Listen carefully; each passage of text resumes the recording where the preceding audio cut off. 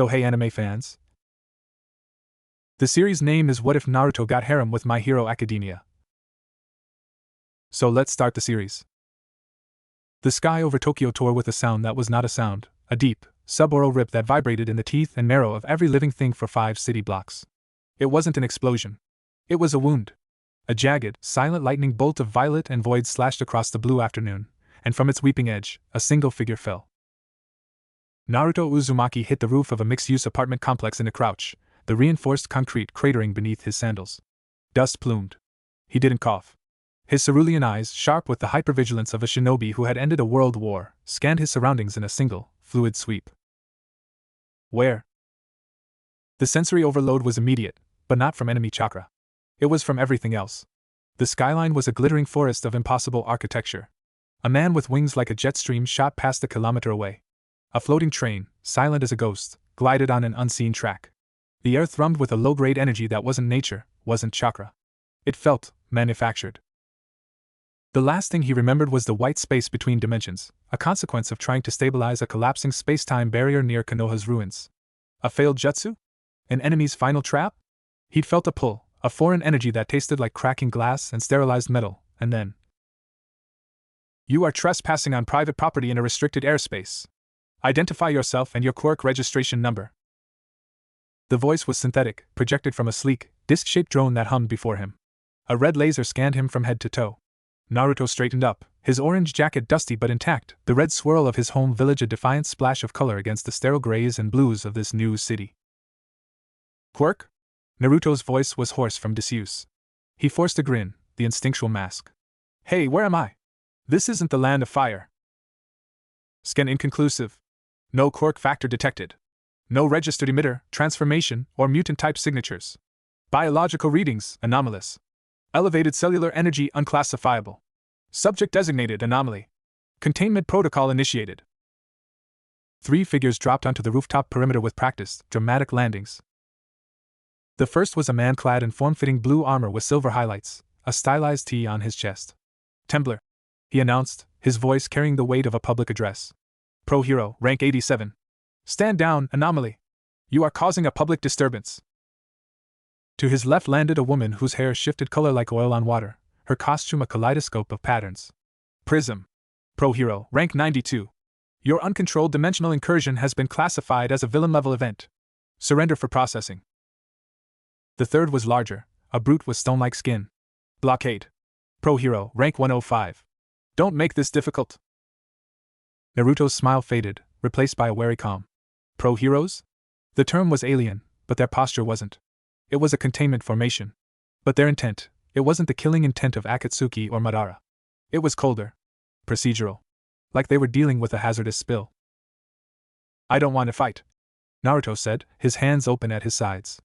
I just got lost. I need to figure out where I am and how to get home. Home? Tembler snorted. Your home just violated 15 international security treaties by appearing out of a quirk singularity event. Your power is unregistered and unscannable. That makes you a threat. Final warning, submit to quirk suppressant cuffs and come quietly. Naruto's mind raced. Quirk. Singularity. Registration. The words meant little, but the meaning was clear. In this world, power was catalogued, and his lack of a label was a crime. I can't do that, Naruto said simply. Tembler moved. He punched the air, and a visible shockwave, a concentrated blast of concussive force, ripped toward Naruto. It was fast, but to a shinobi who had dodged light speed, it was telegraphed. Naruto sidestepped, the shockwave obliterating the roof's access door behind him. Enhanced speed! Prism called out. Mutation type possible! Blockade charged, a living bulldozer. Naruto didn't retreat. He met the charge, not with a punch, but with a fluid redirection. He slid inside Blockade's guard, placed a palm on his stony chest, and pushed, not with brute force, but with a subtle pulse of chakra to disrupt his center of gravity. The principle of the gentle fist, applied without the hubris precision. Blockade's own momentum betrayed him. He stumbled past, crashing into a ventilation unit with a grunt of surprise. He didn't use a quirk, Blockade roared. That was technique. Prism's hair flashed bright. A beam of solid light, hard as steel, shot toward Naruto. He formed a single-hand seal. Kage Bunshin no Jutsu. A single shadow clone poofed into existence beside him, taking the light beam strike full on and dispersing in a puff of smoke. The real Naruto was already moving, a blur of orange. He appeared in front of Prism, whose eyes went wide. "Sorry," Naruto said, and his fingers tapped a specific point on her shoulder, a minor tenketsu point. It wouldn't disable her chakra, she had none, but it would send a numbing jolt through the nervous system. Prism gasped, her quirk flickering as her body momentarily seized. "Enough!" Temblor slammed both fists together. "Quirk, seismic diffraction!" The entire roof surface became a weapon. Not a wave, but a spray of concrete shrapnel, accelerated to bullet speed in a conical blast impossible to dodge fully. Naruto's eyes narrowed. He couldn't waste chakra on a large-scale defense. He formed a sequence of seals. Doton, Dorihiki! Earth-style wall. A wall of solid earth, ripped from the building's structure and compacted with chakra, erupted before him. The concrete shrapnel pockmarked it deeply but failed to penetrate. Silence, save for the hum of drones and distant sirens. Temblor stared aghast. He created matter. An emitter type. But the skin showed nothing. Naruto let the wall crumble. He was breathing evenly, but a cold dread was settling in his gut. This wasn't a misunderstanding. He was an anomaly to them, a thing to be boxed and filed. He could see it in their eyes now, fear of the unknown, masked by professional duty. "My power isn't what you think it is." Naruto tried again, his voice low, serious. The grin was gone, replaced by the face of the Hokage who had borne the weight of a village's fate. "It's called chakra. It comes from life energy, from training. It's not a quirk." His words only heightened their alarm. A power outside their system? Impossible. "All units, threat escalation." Temblor spoke into a wrist calm. "Anomaly demonstrates unclassifiable multi-ability phenomena. Emitter, transformation, and possibly creation-type traits observed simultaneously. No detectable quirk factor. Requesting S-Class Hero Response and HPSC Tactical Division. Code, Schrödinger." More heroes were converging on the skyline. Naruto sensed them, flashes of aggressive intent, curiosity, cold professionalism. He was surrounded in a city of millions, in a world with its own rules of war. He looked at the three heroes, who were regrouping, more cautious now. He saw no malice in them, only a rigid adherence to a protocol he didn't understand. To fight them further would be to declare war on this world's peacekeepers. To submit would be to let them dissect the mystery of his being. A shinobi's primary mission, gather intelligence. With a final, apologetic look, Naruto formed a cross-shaped seal. Tajikage Bunshin no Jutsu. Multiple shadow clone technique. Not an army, but 24. They exploded outward in every direction, across roofs, down walls, into the streets below. A chaotic, distracting dispersion. He multiplied. Which is the real one? Don't let any escape. As the heroes and the arriving drones scrambled to pursue the clones, the real Naruto, using the briefest pulse of chakra to mute his presence, slipped over the roof's edge and descended into the neon-lit labyrinth of the city below, a ghost in a world that demanded everything be seen, labeled, and controlled. High above, in a sterile observation room within the Hero Public Safety Commission headquarters, a screen displayed the confused battle data. Subject, unknown designation, anomaly class threat power source, unknown, NON quirk, biology, inconsistent with human baseline, chakra pathway system detected, function unknown, internal energy signature, secondary consciousness detected. Designation, sentient internal catastrophe, SIC, threat projection, unquantifiable. Directive, contain. Study. Classify. An official stamped a document with a heavy seal. Status, warning at large. Far below, Naruto moved through the crowd, his bright hair hidden under a hood scavenged from a dumpster. He felt the stares of people with animal features, glowing skin, floating bodies. A world of powers, yet he felt a profound isolation. He saw a giant screen playing news footage of a smiling, muscular man in a cape, the #1 hero. He saw advertisements for hero schools.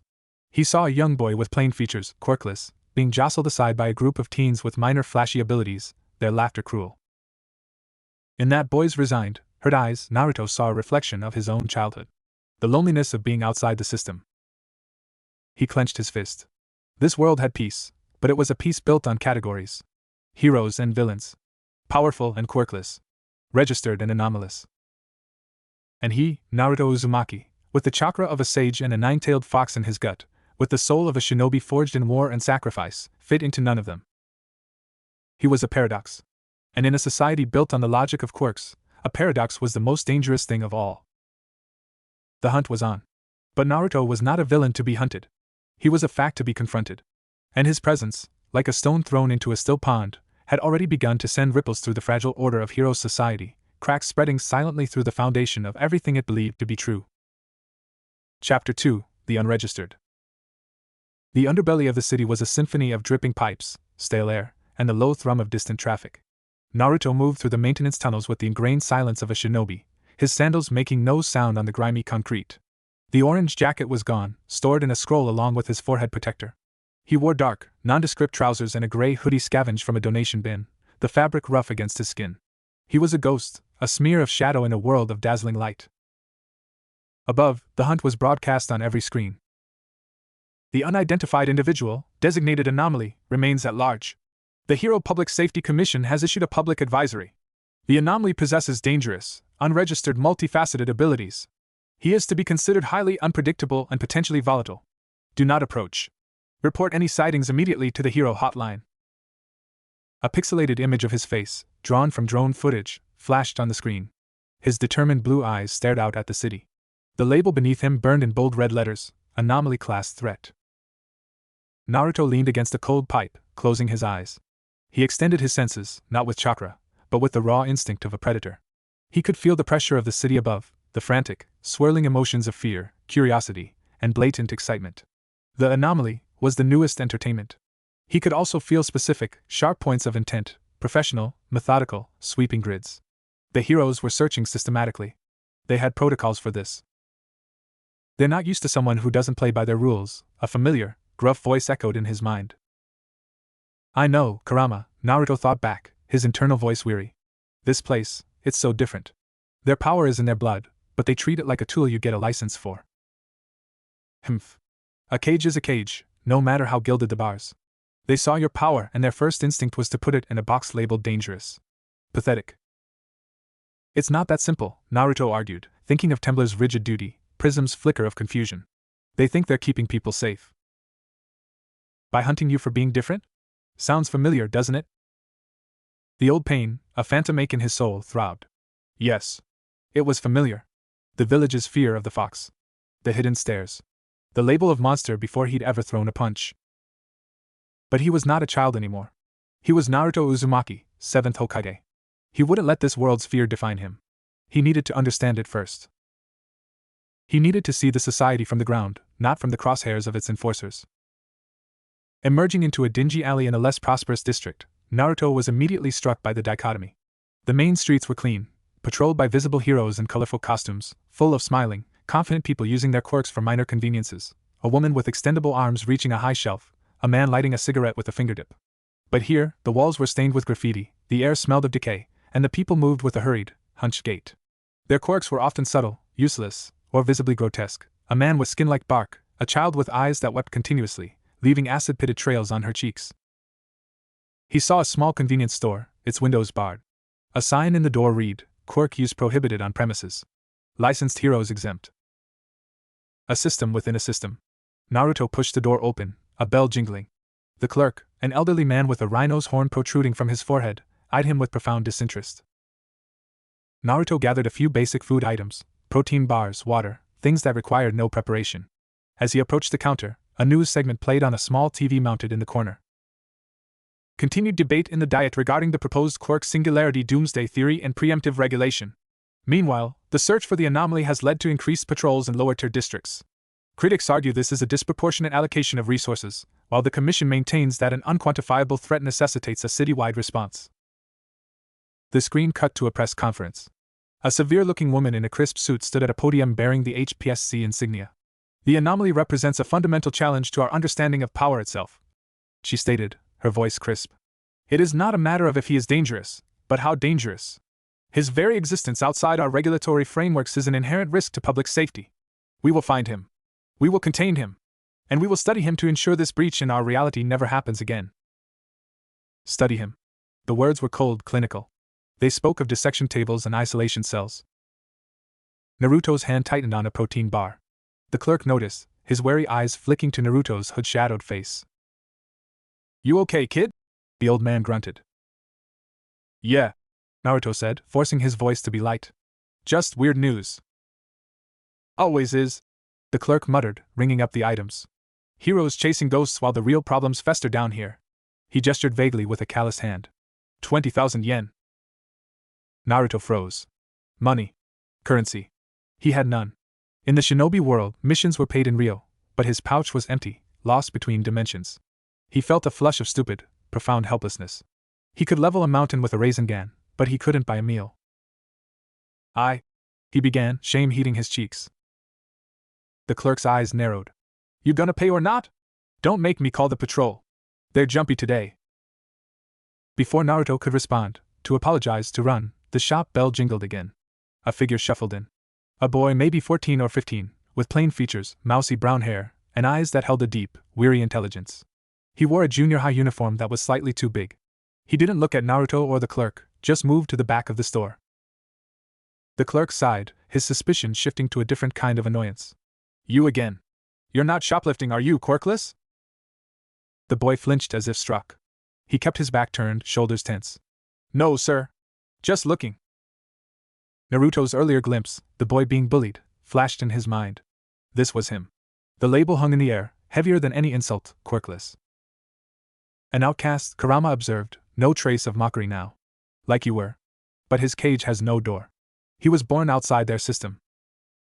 An idea, reckless and born of desperate empathy, formed. Naruto focused a tiny amount of chakra to his fingers. A henge, a simple transformation jutsu. It was a gamble. Did their scanners detect active power use? He had to hope the dense, chakra-dead materials of the lower city would mask a minor trick. He subtly touched the counter. Under his fingertip, the worn laminate shimmered for a nanosecond. A single, crisp 10,000 yen note now lay half under a magazine. To the clerk's eye, it had been there all along. My apologies, Naruto said, his voice clearer. He picked up the note. It was stuck. Here. He handed over the money, taking his change quickly. The clerk grunted, mollified, and turned his attention back to the TV. Naruto took his bag and left the store, but he didn't go far. He waited in the alley's mouth, leaning against the wall, his senses extended. He watched the boy, the quirkless boy, finally select a cheap rice ball and approach the counter with exact change. A few minutes later, the boy exited, head down. He walked past Naruto without a glance. Hey, Naruto said softly. The boy jumped, whirling around, his eyes wide with fear. He looked ready to bolt. I didn't do anything. I know, Naruto said, keeping his hands visible. He pushed his hood back just enough to show his face, but not enough for the street cameras to get a clear shot. I saw. In there. What he called you. The boy's fear didn't subside. It calcified into a hard, defensive shell. So? What's it to you? You some kind of hero trying to feel good about yourself? The bitterness was acidic, born of a lifetime of microaggressions and outright cruelty. It was a tone Naruto knew intimately. No, Naruto said, and the simple honesty in his voice gave the boy pause. I'm not a hero. Not by this world's standards. He nodded down the alley. Can we talk somewhere less open? Suspicion warred with a desperate, lonely curiosity in the boy's eyes. He was smart, he'd seen the news. This man in the hoodie, his face was... You're him, the boy breathed, his voice dropping to a whisper. The anomaly. Naruto didn't deny it. My name is Naruto Uzumaki. A long silence stretched. The boy was weighing the danger. The greatest unregistered threat in the city was standing before him, talking calmly. Yet, this anomaly had just helped him? Or was this a trap? Why? The boy finally asked. Why talk to me? Because, Naruto said, offering a small, genuine smile, the one he reserved for lost children and broken soldiers. You looked like you understood what it means to be on the outside looking in. And right now, I could really use a guide. The boy, Izuku Midoriya, stared at the man with the tired, kind eyes and the weight of a world on his shoulders. He saw no malice. He saw something else, something he'd only ever read about in the old, pre-quirk comics his mother kept in a box. A weary determination that had nothing to do with rankings or licenses. Against every ounce of self-preservation logic, against the screaming voice that said this was how you ended up on a missing persons poster, Izuku Midoriya nodded. My apartment isn't far, he whispered. My mom's at work. We can talk there. The Midoriya apartment was small, clean, and warm, filled with all-might memorabilia. It was a shrine to the ideal this society worshipped. Naruto looked at the smiling, muscular figure, the symbol of absolute victory. He's the best, Izuku said quietly, following his gaze. The number one. He saves everyone with a smile. He seems strong, Naruto said neutrally. He is. He's the pinnacle. Izuku's voice held reverence, but underneath, a deep, painful fracture. He gestured for Naruto to sit on the couch. You really aren't from here, are you? So Naruto told him. Not everything, but enough. A world without quirks, where power called chakra was cultivated through brutal training and spiritual balance. Of a hidden village system, of wars fought not for ideology but for resources and hatred, of a cycle of violence he had dedicated his life to breaking. He spoke of being a container for a tailed beast, of being hated for what was inside him, of the long, hard road to acceptance. Izuku listened, rapt. He took notes in a battered journal almost reflexively, his mind connecting dots, analyzing. When Naruto finished, the room was silent. Chakra. Izuku breathed, his eyes alight with a scientific fervor that overshadowed his fear. A unified energy system that can be molded into techniques. It's like a theoretical precursor to quirks. But it's not genetic? It can be learned? By anyone with the training and the will. Naruto confirmed. It's not in your blood. It's in your spirit. The implications hit Izuku like a physical blow. His hands trembled. By anyone. The two words held the weight of a shattered dream and a terrifying, impossible hope. He looked down at his own quirkless hands. That's why they're so scared of you, Izuku said, his analytical mind snapping back to the present danger. You're proof their entire paradigm is wrong. Power isn't just inherited. It can be earned. And if it can be earned, then their system of control, of licensing, of heroes and villains based on born-given power, it's not just. It's arbitrary. He paled. Oh no. If the Commission or certain villains realize what you represent. I'm not here to start a revolution, Izuku, Naruto said, his voice firm. I'm here because I'm stuck. I need to find a way home. But I won't let them cage me like an animal to do it. They will try, Izuku said with chilling certainty. They have special divisions for this. The HPSC's tactical unit, heroes with quirks specifically designed for capture and nullification. They'll come for you with everything they have. And the villains. He shuddered. There are groups that would kill to have someone like you. Someone who breaks the rules just by existing. They'd use you as a symbol to burn everything down. Naruto looked at this quirkless boy, who saw the gears of the world with such terrifying clarity. He saw the fear, but he also saw a fierce, protective courage. The courage to bring a wanted fugitive into his home. Then I need to be ready, Naruto said. And I need to understand this world's rules before I can decide how to navigate them. He stood, walking to the window. He could feel the searching pulses of intent drawing tighter. They were concentrating their search grids. They would come to districts like this soon, places where the overlooked lived. I can't stay here, Naruto said, turning back to Izuku. I'll bring danger to you and your mother. Where will you go? Izuku asked, standing up, his journal clutched to his chest. The shadows. The places their light doesn't reach. Naruto smiled again, a confident, sharp thing. I'm a shinobi. Hiding is what we do best. He reached into his small bag and pulled out one of the protein bars, placing it on the coffee table. For the rice ball. And the information. Thank you, Izuku Midoriya. As Naruto moved toward the door, Izuku spoke, his voice suddenly strong. Wait. Naruto paused. Izuku's eyes were blazing now, not with fanboy excitement, but with a resolve that mirrored Naruto's own. You said chakra can be learned. Trained. A dangerous line of thought. Naruto nodded slowly. It can. But it takes years. Decades. And the training, it's not safe. It breaks people as often as it makes them. I don't care, Izuku said, his voice trembling not with fear, but with desperate conviction. I've spent my whole life being told I can't be a hero because I lack something in my blood. You're living proof that's a lie. Please. When you find a place, if you need someone who knows this city, who understands how the heroes and the system think, let me help. Not just as a guide. Let me learn. Naruto saw the fire in the boy's eyes. It was the same fire that had once burned in a lonely, blonde outcast on a swing set, vowing to become Hokage. It was the will to prove the world wrong. To protect others, even without the right kind of power. It was the most heroic thing Naruto had seen since he arrived in this manufactured world. He didn't promise. Promises were bonds, and bonds were vulnerabilities. But he nodded, a single, solemn dip of his head. I'll find you, was all he said. Then, with a faint puff of displaced air, he was gone, not out the door, but melting into the deepening shadows of the apartment's corner, a ghost once more. Izuku stood alone in the quiet living room, the image of All Might's smile beaming down at him. For the first time, the smile felt plastic. A mask over a system that had told him he was worthless. And in his mind burned the image of a different smile, tired, kind, and forged in a fire this world couldn't comprehend. He looked down at his journal. On a fresh page, he wrote a single heading: Chakra Theory and the Anomaly's Impact on Quark-Based Social Structures. The hunt for the unregistered continued in the streets below. But in a small, unremarkable apartment, a seed had been planted. A seed of an idea that power was not a gift, but a choice. And choices, as Naruto Uzumaki knew better than anyone, were the most disruptive force in any universe. Far across the city, in a sterile lab, a man with tired eyes and a long, scarf-like weapon watched the battle data from the rooftop. His name was Shota Aizawa, the Erasure Hero, Eraserhead. He watched Naruto's fluid, quirkless takedown of Blockade, the tactical use of the clone, the creation of an Earth Wall.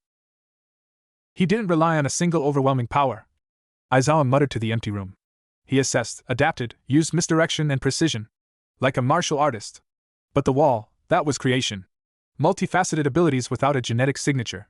He leaned back, steepling his fingers. Either he's the most sophisticated liar in history, or everything we know about power is wrong. He marked the file. Not as an active threat, but as a philosophical anomaly. It was a classification he just invented. It would draw ire from the commission. He didn't care. The system was about to be tested. And Aizawa had a feeling its first real crack wasn't going to come from a villain's attack, but from the quiet, unsettling presence of a man who simply did not fit. Chapter 3: Shadows and Spotlights. The Undercity was a living organism, a maze of forgotten utility tunnels, abandoned subway lines, and the structural bones upon which the glittering metropolis above was built. The air was thick with the smell of damp concrete, ozone from illicit power taps, and the faint, ever-present tang of waste. Light came in sickly yellow pools from flickering emergency fixtures or the cold, invasive beams of security drones that swept like mechanical lighthouse beams through the darkness. Naruto moved through this labyrinth with a predatory grace that was utterly alien to its usual inhabitants. He was a shinobi, a creature of the shadows by trade. But these shadows were different. They were not the natural darkness of a forest canopy or a moonless night. They were the deliberate, leftover dark of a society that only cared about the surfaces it presented to the sun. He'd found a temporary refuge in a bone-dry pump station chamber, its machinery silent and rusted. Here, he sat in a lotus position, eyes closed, breathing steady. He wasn't meditating to gather natural energy. The ambient energy here was foul, metallic, utterly disconnected from the life forces of nature. Instead, he was listening. Sage mode was impossible here, but his sensory skills, honed over a lifetime of war, were still acute. He could feel the vibrations through the ground, the distant rumble of trains, the heavy, synchronized footfalls of patrols.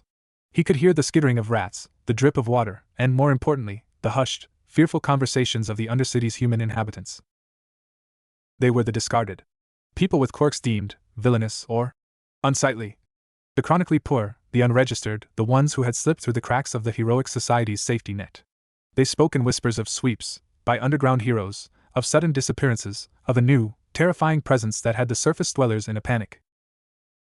Heard they're bringing in the big guns. A raspy voice echoed down a nearby tunnel. Supposed to be some freak with no quirk who can do anything. Bullshit. Everyone's got a quirk. Even the quirkless got a quirk for being useless. Cruel laughter. Commissions offering a reward. Big one. For info leading to capture. A greedy silence followed that statement. Naruto opened his eyes. The hunt was escalating, and desperation bred betrayal down here as surely as it did anywhere else. He couldn't stay long. His thoughts turned to Izuku Midoriya. The boy's fierce, analytical mind was a resource, but connecting with him again was a risk. He planted a subtle chakra marker, a faint, benign signature only he could track, near the apartment, a shinobi trick for finding allies in hostile territory. He could feel it, a tiny, steady pulse of familiarity amidst the urban noise. It was safe for now. A new sensation prickled at the edge of his awareness. Not a search pattern, but a singular, intense focus. It was moving with purpose through the upper tunnels, not the methodical sweep of a hero, but the confident stride of a predator in its own territory. The intent was complex, weary, cynical, but underpinned by a rigid, unshakable sense of duty. It felt clean, in a way the greedy whispers did not. Naruto faded back into a deeper shadow as the footfalls grew closer. A figure emerged into the dim light of a junction. He was tall, lean, dressed in functional black combat gear, a gray utility belt, and a peculiar white cloth weapon that looped around his neck and shoulders. His hair was dark and unkempt, his face lined with exhaustion, and his eyes, a dull, perpetually tired gray, scanned the darkness not with a flashlight, but with the practiced ease of someone who lived in it. This was no spotlight hero. Eraserhead. Shota Aizawa.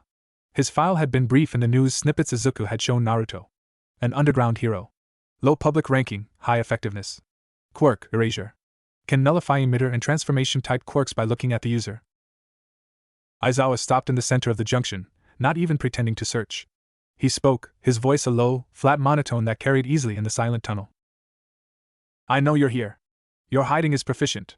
Better than any villain I've encountered in a decade of this work. Naruto remained still, not even breathing. I'm not here with a capture team. Aizawa continued, turning slowly, his eyes passing over Naruto's hiding place without pausing. I'm here because the Commission's approach is wrong. They see a puzzle and their solution is to smash it with a hammer until it fits in a square hole. I see a potential crisis they're about to make catastrophic. He sighed, the sound heavy with the weight of bureaucratic stupidity. You took down Temblor, Prism, and Blockade with minimal collateral damage. You disabled, you didn't maim. You used misdirection and retreated when overwhelmed. Villains don't do that. Anomalies, as they call you, supposedly don't have that kind of tactical restraint. Aizawa finally looked directly at the shadow where Naruto hid. So, are you a villain? Or are you just lost? The directness was disarming. There was no posturing, no dramatic announcement of rank and title. Just a tired man stating facts. Naruto weighed the risk. This could be an elaborate trap. But his senses screamed that the man was alone, and his intent, while guarded, lacked the zealous hunger of the Commission or the greedy malice of the tunnel dwellers. Naruto stepped out of the shadow, silent as smoke. Aizawa didn't flinch. His tired eyes merely took him in, cataloging details, the posture of a seasoned fighter, the calm in the blue eyes, the lack of any visible weapon or quirk manifestation. Lost, Naruto said, his voice echoing softly. Very lost. Your dimensional incursion was recorded, Aizawa stated. The science types are calling it a quirk singularity backblast. Theoretical energy from the future of quirk evolution ripping a hole in the present. Nonsense, probably. But it gives them a box to put you in. They want to dissect that box. I am not a quirk, Naruto said, the statement simple and absolute. I believe you, Aizawa said, to Naruto's surprise. My quirk doesn't work on mutant types, only emitters and transformations. When I look at you, I feel nothing to erase. It's like staring at a brick wall. There's power there, I saw the footage, but it's not connected to a biological trigger I can interfere with. It's unsettling. What do you want to erase her head? Information. And to give you a warning, the Commission has authorized the use of lethal force for your capture. They've reclassified you from anomaly to existential threat. They've mobilized a specialist. A hero who doesn't capture villains. A cold knot formed in Naruto's stomach. He kills them. She, Aizawa corrected. Lady Nagant? Former HPSC Special Forces. Sniper-type quirk. Her rifle fires cartridges made from her own hair, and she has perfect homing control over them. She can curve a bullet around 3 city blocks and through a window you've left open a centimeter. She's been instructed to take a disabling shot if possible, but a kill shot is authorized. She never misses. The threat was clinical, professional, and more dangerous than any frontal assault. Naruto's shinobi instincts understood sniper threats intimately. Why tell me this? You're a hero. Isn't it your duty to bring me in? Aizawa's eyes narrowed. My duty is to protect people. Right now, you are not actively threatening civilians. The Commission's plan to escalate this into a high lethality urban sniper hunt will get people killed. Bystanders. Other heroes who get in the way. Maybe even the sniper herself, if you're as capable as I think you are. He paused. Also, you represent a question.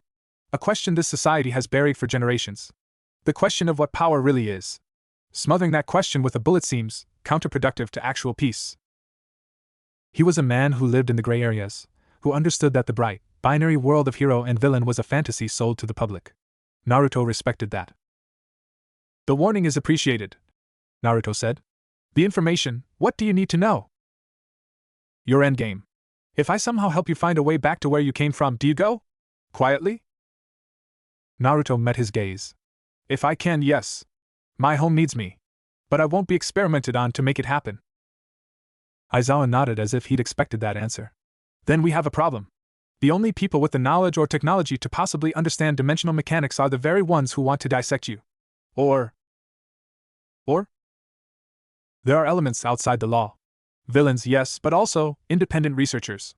People the Commission has driven underground because their work was deemed too dangerous, or too challenging to the status quo. Aizawa's lip curled in a faint sneer. The Commission dislikes mysteries it can't control. You know someone. I know of someone. A former support corps scientist, expelled from her university for ethical violations. She was trying to trace the genetic and energetic lineage of quarks back to a single source. Her theory was that all quarks are fragmented pieces of a whole, and that the singularity is the point where they try to recoalesce. The commission shut her down. Her name is Dr. Kyoka Tsubasa. She's off-grid. If anyone can look at you and not see a threat or a test subject, but a data point in a larger theory, it's her. It was a thread, frayed and dangerous, but a thread nonetheless. Where? That's the issue. She's hidden. Well, but the Commission's recent panic has flushed a lot of rats into the open. There's a gathering. An underground information market in a place called the Quark Bazaar. It happens in the deep sublevels, where the old bomb shelters are.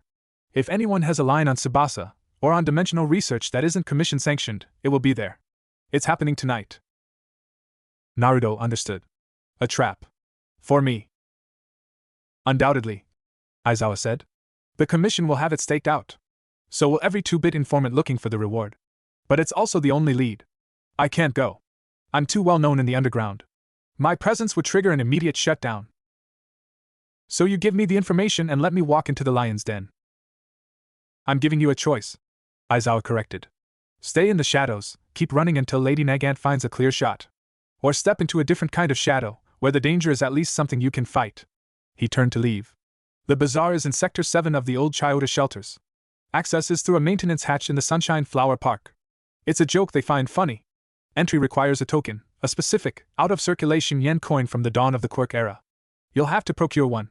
Stealing is frowned upon there. They have their own codes. He began to walk away, his figure blending into the darkness. Why are you doing this?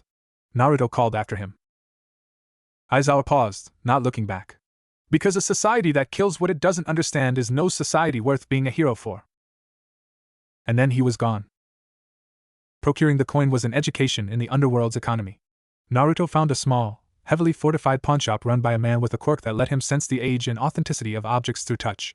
The man's eyes were magnified behind thick glasses, his fingers long and delicate. Pre-Quark era coin? Specific year? That's not currency, friend. That's a collector's item. A key? The pawnbroker smiled, revealing metal teeth. What do you have to trade? Naruto had nothing of material value. But he had skills.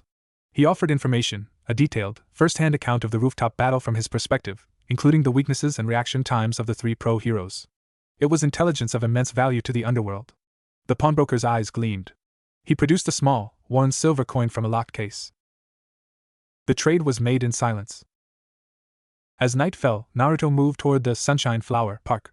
It was a sad, patchy square of grass with a single, wilted tree and a rusted playground. He found the maintenance hatch, cleverly disguised as a utility cover. He placed the coin in a faint, coin-shaped depression and turned. With a soft hydraulic hiss, the hatch slid open, revealing a ladder descending into profound darkness. The air that wafted up was warm, smelling of ozone, incense, and crowded humanity. He descended into the belly of the world. The Quark Bazaar was not a market of stalls, but a vast, echoing bomb shelter chamber, lit by strings of flickering LEDs and the cold glow of black market tech screens. Dozens of people milled about, their forms obscured by hoods, masks, and in some cases, their own mutable biology. He saw deals being made for information, for untraceable weapons, for quirk-enhancing drugs. The atmosphere was tense, paranoid. Everyone watched everyone else. Naruto, his hood up, moved through the crowd, his senses on a razor's edge. He could feel multiple points of focused attention on him. Some greedy, some professional, some coldly lethal. He approached the info broker, a woman whose face was a shifting mosaic of static, her quirk obscuring her features. I'm looking for a researcher. Dr. Kyoka Tsubasa. The static face shifted. Dangerous name. Expensive. What's the price? Not money. A favor. From someone like you. The static eyes seemed to drill into him. The anomaly's favor would be quite valuable. So they knew. Of course they did. This was a trap, but it was also a negotiation. What kind of favor? To be named later. A simple task, within your capabilities. Shinobi rules, never accept an open-ended contract. But Shinobi also knew when they had no leverage. If the information is good, and leads me to her, I'll consider a single, specified task. No killing. No harming innocents. The static face coalesced into a faint smile. Reasonable. She moves between safe houses. Last verified location was the old Yatsubashi Memorial Library. Sub-basement. But she'll be gone by dawn.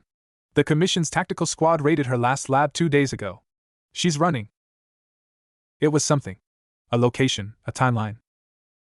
He was about to ask for directions when the atmosphere in the bazaar changed.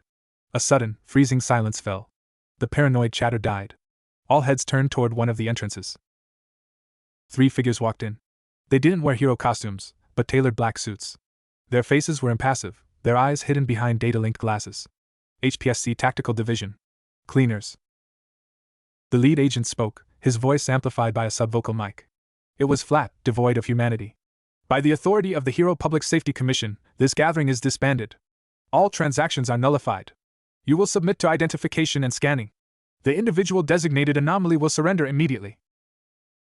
They hadn't come with a full squad. They'd come with a statement. And they were looking directly at Naruto. The bazaar erupted into chaos. Dealers scrambled for their goods, informants melted into side tunnels, and a few braver or more desperate souls drew weapons, their quirks flaring to life, a blade of hardened air, claws of electricity, tendrils of shadow. The lead agent didn't even blink. Containment protocol, scatter. One of the other agents, a woman, stepped forward. She raised her hands. Her quirk wasn't flashy. The air in the chamber simply partitioned. Invisible walls of solidified force sliced through the space, cutting the chamber into segments, separating people from each other, from the exits, from their allies. It was a brutal, efficient crowd control power. Naruto found himself isolated in a wedge-shaped slice of space, a wall of transparent force on either side. The lead agent walked toward his segment, the wall dissolving before him and reforming behind him. He was in a bubble with Naruto. You have no quirk we can nullify, the agent said, almost conversationally. But biology is universal. He raised a hand. A hypogun emerged from his sleeve. Neuroparalytic. Custom designed from your biomass samples collected on the rooftop. It should work even on you. He fired. Not a dart, but a pressurized jet of clear liquid. Naruto moved. He couldn't go left or right, the force walls were there. He went up, chakra flaring to his feet, running vertically up the force wall behind him. The jet splattered against the floor where he'd been, sizzling. The agent's eyebrow twitched, the only sign of surprise. Enhanced physicality. Noted. He gestured. The force walls around them began to shrink, compressing the bubble, trying to crush Naruto into a smaller and smaller space. Naruto dropped from the wall, landing in a crouch. He formed a single-hand seal. Kage Bunshin no Jutsu. 5 clones appeared around him in the tight space. They didn't attack the agent. Instead, all 6, the real Naruto and the 5 clones, leapt simultaneously at the shrinking force walls, their fists and feet coated in a thin layer of chakra. The tactic wasn't about breaking the unbreakable. It was about overloading the user. Every impact sent a shockwave of feedback through the quirk. The agent controlling the walls grunted, a line of sweat appearing on his brow. The walls flickered, just for an instant. That was all Naruto needed. The real Naruto shot through the gap the instant it appeared, a blur of motion. He was behind the agent, a kunai, produced from a storage scroll on his wrist, pressed against the man's carotid. Call off your squad. Let everyone go. The agent was still. You won't kill me. Your profile suggests excessive, impractical mercy. I don't want to, Naruto whispered, and the truth in his voice was more terrifying than any threat. But I will not be caged. And I will not let you cage these people for the crime of being here. A standoff. The other 2 agents were frozen, their containment fields holding the rest of the panicked crowd. Then, from the high, dark ceiling of the shelter, a single, pure note rang out. It was the sound of a high-caliber rifle shot, muffled by a superior silencer. A fraction of a second later, the lead agent's data glasses exploded. He cried out, stumbling back, blood dripping from a shallow cut on his forehead. The shot had been perfectly placed to destroy his equipment, and intimidate, not to kill. Lady Nagant? She was here. And she wasn't shooting at him. Chaos erupted anew. The agents, their command structure disrupted, hesitated. Naruto didn't wait. He vanished into the panicked crowd, using the confusion as cover, heading for the tunnel that supposedly led toward the old library. As he ran, the echo of the sniper's shot seemed to hang in the air. A warning to the commission? A message to him? Or simply the pragmatic action of a sniper who'd had a clear shot on a high-value target and chose to disable his communications instead? He didn't know. But the game had changed. The commission was playing for keeps. The underground was a battlefield. And somewhere above, a ghost with a rifle was watching it all, her motives as inscrutable as his own origins. He had a destination. Yatsubashi Memorial Library. And a deadline dawn. The shadows were no longer a refuge. They were the arena. Chapter 4: The Unlicensed. The old Yatsubashi Memorial Library was a relic of a pre-Quirk-era aesthetic, a blocky, brittlest structure of gray concrete now softened by decades of grime and neglect. It stood in a district forgotten by urban renewal, surrounded by vacant lots and the hollow shells of failed businesses. It was the perfect place to hide something the world had deemed obsolete. Naruto approached from the rooftops, a silhouette against the bruised purple of the pre-dawn sky. He'd moved with a speed that would have left even the most agile pro-hero gasping, his chakra-enhanced leaps carrying him across gaps that defied physics. The encounter at the bazaar had sharpened his focus. The HPSC's tactical division was not an enemy to be underestimated. They were precise, ruthless, and saw him as a problem to be solved, not a person to be understood. And the sniper's shot, it lingered in his mind like a whispered riddle. He dropped to a silent landing in the library's overgrown rear courtyard, his senses immediately expanding. Sage mode was still out of reach in this energy-dead place, but his shinobi-trained awareness was enough. He felt no overt threat. No waiting squads, no tripwires of intent. Just the deep, hollow silence of abandonment, and beneath it, a faint, steady hum. Not mechanical. Intellectual. A focused, buzzing energy that reminded him of Shikamaru deep in tactical thought, or Sakura in the middle of a complex medical procedure. The library's back entrance was sealed with a heavy steel door, rusted shut. A lesser man would have forced it, but Naruto saw what wasn't there. He placed a palm against the concrete wall beside it, letting a whisper of chakra flow into the structure. He felt the faintest discontinuity, a hairline seam in the solid rock. A hidden door, expertly crafted. He traced the seam, found a nearly invisible pressure plate disguised as a chip in the concrete, and pressed. With a soft sigh of hydraulics, a section of the wall slid inward, revealing a descending staircase lit by the cold, blue glow of LED strips. The air from below was dry, filtered, and carried the scent of old paper, ozone, and strong coffee. Naruto descended. The sub-basement was not a single room but a sprawling, repurposed archive. Endless rows of metal shelves groaned under the weight of boxes, folders, and old server stacks. In the center, cleared space had been transformed into a chaotic laboratory. Screens glowed with cascading data, genetic helices, energy wave graphs, historical timelines. Wires snaked across the floor like technological ivy, connecting oscilloscopes, quantum processors, and devices of unknown purpose. And in the middle of it all, like the queen of a digital hive, sat Dr. Kyoka Tsubasa. She was younger than he'd expected, perhaps in her late 40s, with severe black hair tied in a messy bun, sharp features magnified by thick, smudged glasses, and eyes that held the frantic, luminous intensity of someone who had stared into the heart of a mystery for too long. She wore a stained lab coat over practical clothes. She didn't look up as he entered, her fingers flying across a holographic keyboard. "You're early," she said, her voice raspy from disuse. "The predictive algorithm based on bizarre disruption probability and optimal stealth routing gave you a 17-minute window starting in 9 minutes. Did you run? Or did you encounter secondary resistance?" Her lack of fear was jarring. She spoke to him as if he were a variable in an equation. "I encountered your friends from the commission," Naruto said, staying near the entrance. "They're thorough." "They are linear," Tsubasa corrected, finally swiveling in her chair to look at him. Her eyes scanned him up and down with a gaze that was neither fearful nor admiring, but purely analytical. "They think in cause and effect, regulation and response. They cannot comprehend a causality loop or a retroactive paradigm shift. You are a walking retroactive paradigm shift." A smile, thin and fierce, touched her lips. "Eraserhead sent you. He's the only one with both the access and the moral flexibility to point you here. Good. Sit. We don't have much time." Naruto remained standing. "Time for what?" "For me to confirm what I already know, and for you to understand what you are." She gestured to a secondary screen. A grainy, enhanced image from the rooftop battle was displayed, Naruto forming the seal for the Earth-style wall. "You manipulated matter at a molecular level without a visible emitter organ, without genetic markers for creation-type quirks, and without the energy signature of a telekinetic. You did it with hand signs and focused will. You call it chakra. A term from pre-quirk esoteric texts, referring to a hypothetical life energy. It's not hypothetical." "I know," she said, leaning forward, her eyes alight. "I've been searching for its fingerprint for 15 years. Quirks, they're a biological dead end. Or a biological leap, depending on your perspective. But they're noisy. They drown out the baseline signal. You are all signal. Pure, unadulterated, pre-quirk potential." She brought up another graph. It showed a double helix, but alongside the familiar DNA structure was a second, fainter, spiraling line of light. "This is a theoretical model. The chakra pathway system. I postulated its existence based on energy residuals in first-generation quirk users.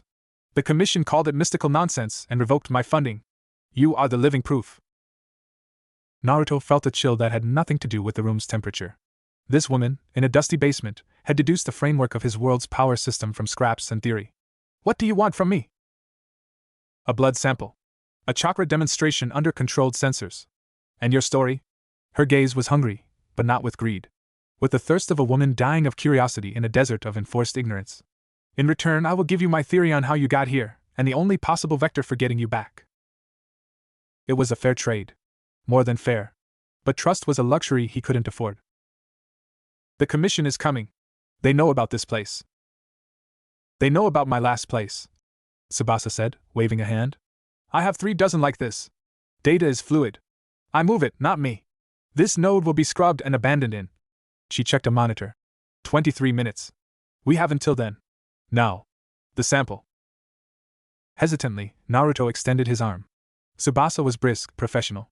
She used a laser lancet, taking a minute droplet of blood onto a slide which she fed into a humming analyzer.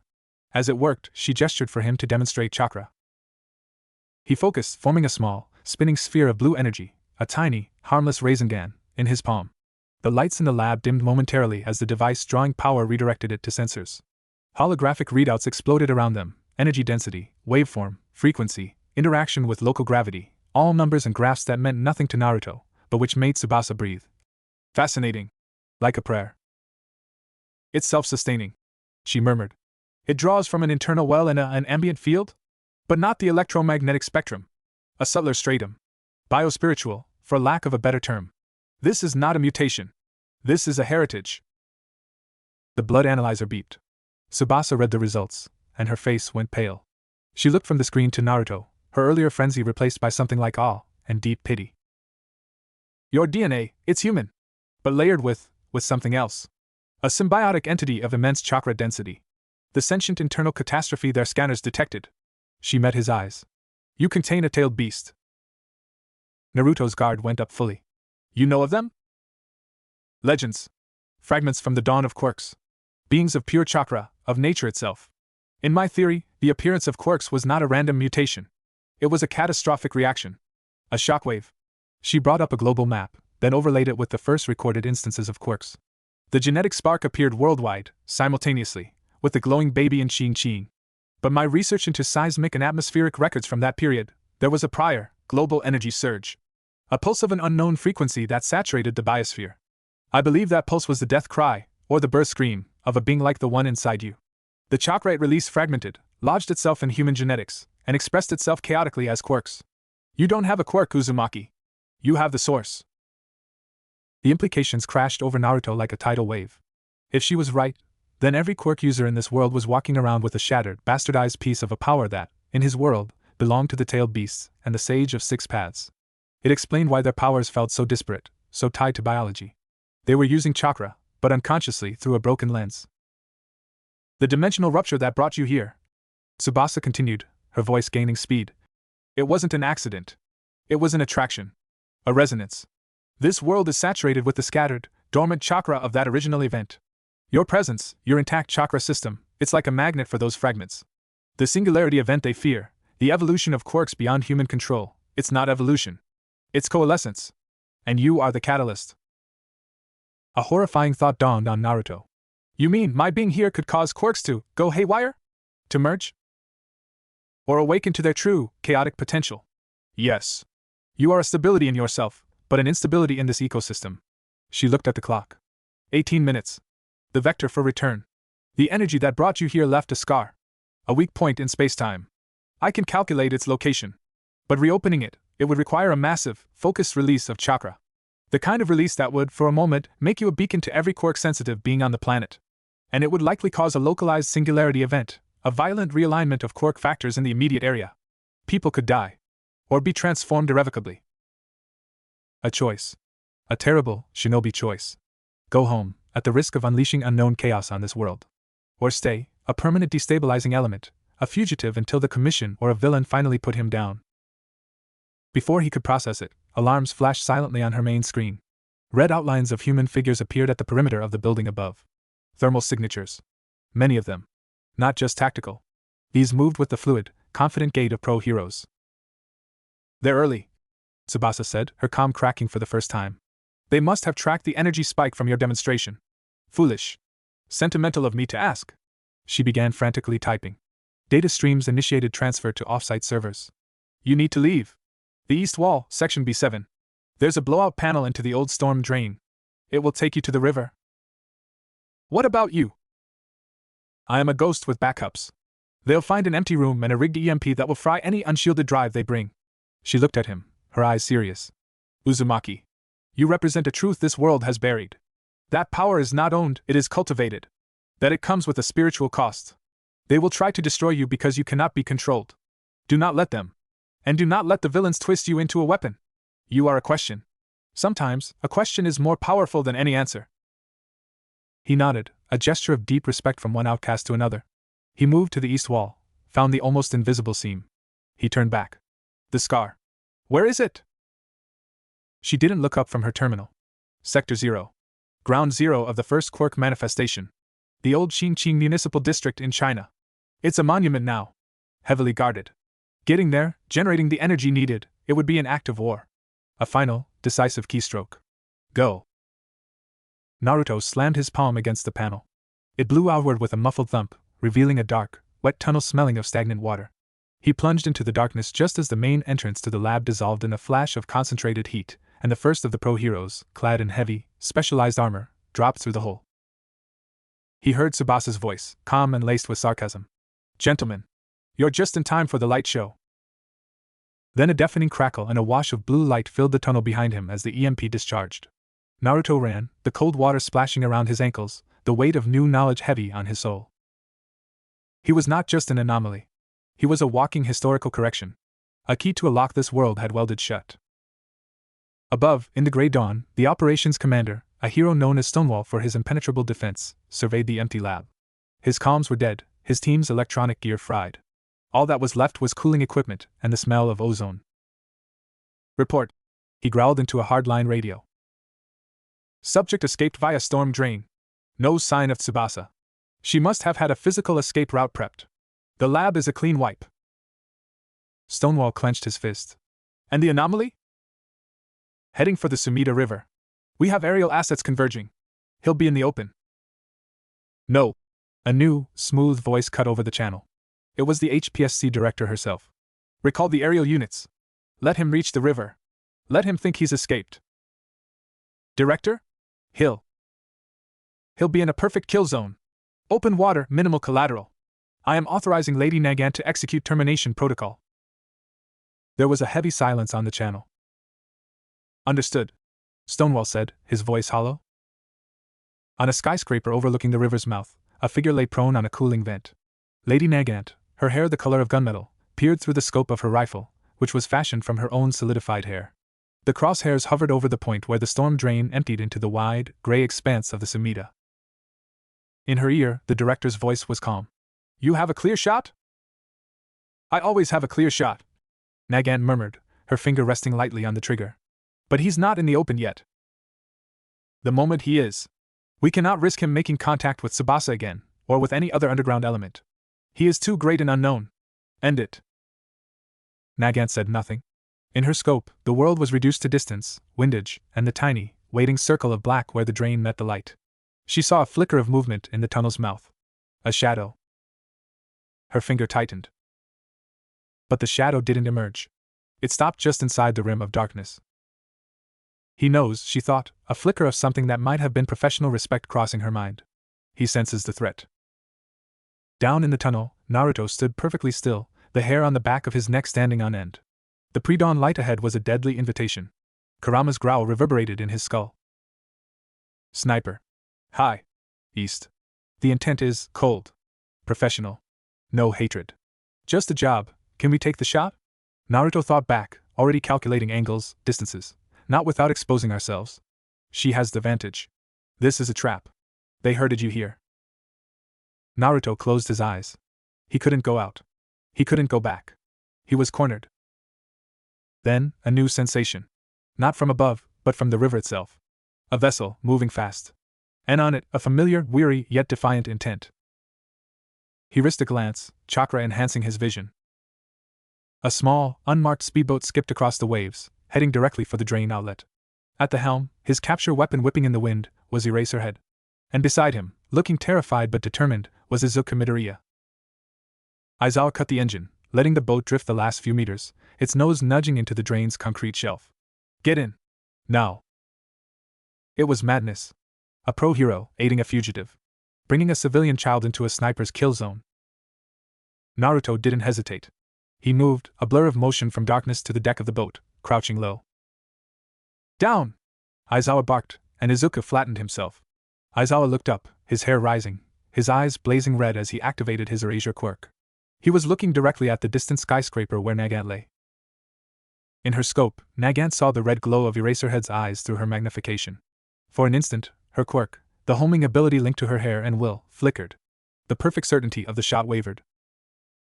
She didn't fire. On the boat, Aizawa gunned the engine. The speedboat roared to life, carving a sharp turn and racing back the way it came, sheltered momentarily by a high river wall. In the silence of her perch, Lady Nagant relaxed her finger. She spoke into her comm. Target evaded. Eraserhead intervened. He used his quirk on my position.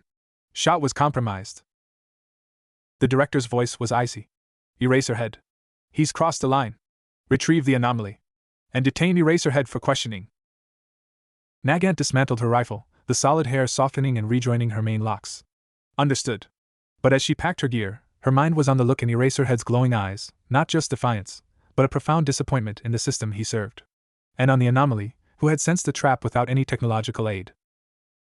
She had killed many who the Commission labeled threats to peace. This was the first time she wondered if the threat might be coming from the other end of her scope. The boat sped into a hidden boathouse under a derelict pier. As the door closed behind them, plunging them into gloom, Aizawa turned to Naruto, his expression grim. Tsubasa? Gone. But she gave me answers. And more questions, I assume. Aizawa looked at Izuku, who was shaking but resolute. He insisted. Said you need a guide who wasn't a part of the system. He also said you might need someone who believes in heroes, even now. Naruto looked at Izuku. The boy met his gaze, his fear tempered by a blazing conviction. You said chakra can be learned. Izuku said, his voice steady. Teach me. Not just to fight. Teach me how to carry the weight of a power that doesn't fit. So I can help you. So I can be a hero who doesn't need a license to do what's right. In the damp, dark boathouse, with the entire sanctioned might of a society hunting him, Naruto Uzumaki saw the first fragile alliance forming. A disillusioned underground hero. A quirkless boy with a hero's heart. And him, a shinobi, a Hokage, an anomaly. He was unlicensed. Unregistered. Unclassifiable. And he was no longer alone. The first crack in the monolith of hero society had just been filled with the stubborn, unyielding will of those it had cast aside. The real war, the war of ideology, had just begun. Chapter 5: The Cost of a Creed. The boathouse was a cathedral of damp wood, rusted metal, and the oily scent of stagnant water. Dust motes danced in the single shaft of gray light spearing through a broken roof tile, illuminating the tense faces of the three conspirators. The roar of the speedboat's engine had faded into a nervous silence, broken only by the drip of water and the distant, Doppler-shifted wail of sirens. Aizawa leaned against a mossy piling, his arms crossed, his gaze shifting between Naruto and Izuku. The weight of his actions was a physical thing in the cramped space. He had just committed a career-ending, possibly life-ruining act of defiance. He'd stared down the Commission's deadliest weapon to save a man they had marked for death. For what? A hunch? A philosophical objection? They'll come for me, Aizawa stated, his voice flat. It wasn't fear, just a tactical assessment. Interfering in a sanctioned termination, aiding a class threat, they'll suspend my license immediately. They'll audit every case I've ever worked.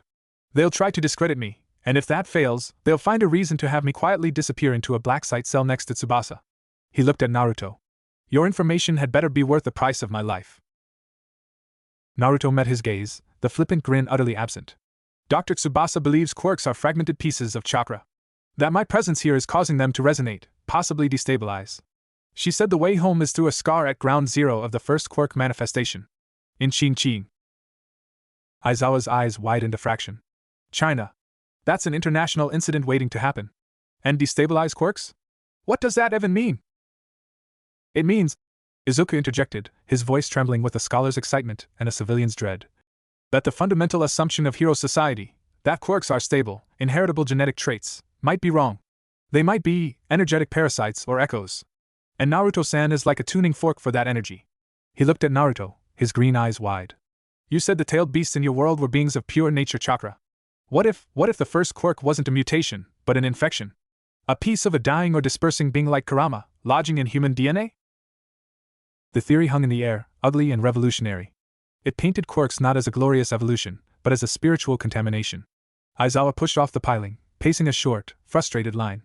If that's true, and if it gets out, it would shatter society. The pride of the powerful, the identity of the weak, it would all be based on a lie. A catastrophic accident. He rubbed his eyes, the perpetual exhaustion deepening. No wonder the commission wants you gone. You're not just a security risk. You're a theological crisis. I don't care about theology, Naruto said, his voice low and hard. I care about getting home without causing a catastrophe. Tsubasa said reopening the scar would require a massive chakra release. It would act as a beacon and could cause a local singularity event. People could be hurt, transformed, or worse. So your choice is to stay here as a fugitive, slowly driving quirks haywire by your mere existence, or to make a desperate, potentially devastating attempt to leave. Aizawa let out a short, humorless laugh. Some choice. There might be a third option, Izuku said, hesitantly. Both men turned to him. He flinched under the intensity of their gazes but pressed on. Control. If quirks are just broken chakra, and chakra can be controlled, maybe you could learn to dampen your resonance. Or we could find a way to channel the energy for the portal in a controlled environment, away from people? The innocence of the idea was heartbreaking. Naruto looked at the boy, seeing the brilliant mind trying to engineer a clean solution to a profoundly messy problem. Chakra control takes years, Izuku. And the kind of power needed, it's not something you can just channel. It would be like trying to divert a tidal wave with a teacup. The hope in Izuku's eyes dimmed, but didn't extinguish. Then we find a bigger teacup. Or we learn faster. Aizawa stopped pacing. Midori is not wrong about one thing. You need to understand this world's power on a practical level if you're going to survive it. You fought 3 mid-tier heroes. You've seen the tactical division. You've felt Lady Nagin's crosshairs. But you haven't seen the true top tier. The top 10. The ones whose power defies conventional tactics. If you're going up against the commission, or if you're forced into a situation where you have to fight to reach Qing, you need to know what you're facing. Not as an anomaly, but as a strategist. He walked to a grimy locker in the corner, twisted the broken combination lock, and pulled out a slim tablet. He booted it up. It was isolated, air-gapped. Files appeared, dossiers, battle footage, power analyses. Your greatest advantage is that you don't fight like a quirk user, Aizawa said, pulling up a video. It showed a hero with flaming blue hair, moving at impossible speeds, striking a giant robot with pinpoint, devastating blows. They're used to power versus power. Quirk versus quirk. You use misdirection, clones, elemental manipulation, and a martial arts style that's 3 centuries out of date. That's kept you ahead so far. But against these... He switched files. A mountain of a man, laughing as he pulverized a city block with a single punch. All Might Dada woman floating serenely, redirecting a typhoon with a gesture. The Skycrawler, a top 5 hero in Europe. A man whose body turned to steel, then diamond, then something translucent and energy-absorbing. The adaptive tank Godzilla. Against raw, overwhelming force, your tricks have a limit, Aizawa said bluntly. And then there are the hacks types. The ones whose quirks break the rules of engagement. He brought up a final file. It was classified, but Aizawa had clearly hacked it. The footage was shaky, from a bodycam. It showed a villain encased in ice. A young hero with half-white, half-red hair touched the ice with his right hand. It didn't melt, it unexisted in a flash of eerie light, leaving behind perfectly dry, unharmed hostages. Shoto Todoroki. Son of the number 2 hero, Endeavor. Half cold, half hot. But his right side, it doesn't just produce heat. On a molecular level, it negates and reconstitutes. It's not fire. It's something else. Something that doesn't play by thermodynamics. Naruto watched, his mind analyzing. He'd faced power that broke rules before, Kamui, Amaterasu, the Rinnegan. But those were chakra-based. These were biological, yet seemingly just as absolute. How did you fight something that could erase matter on contact? Or stop time? Or control your mind? You can't overpower them, Aizawa concluded, shutting the tablet. You have to outthink them. Exploit the limitations of their biology, the strain on their bodies, the psychology of someone who has always relied on a single, overwhelming gift. You have to fight like you have nothing, because to them you do. It was the essence of shinobi combat. But taken to a brutal extreme. I need to train, Naruto said, not to Aizawa, but to himself. Not just hide. I need to adapt my techniques to their weaknesses. My chakra reserves are vast, but not infinite. I can't rely on brute force or endless clones. And I need to learn, Izuku said, his voice firmer now. If I'm going to help, I can't just be a guide. I need to be more than quirkless. Aizawa looked at the boy, a flicker of something that might have been pity or recognition in his tired eyes.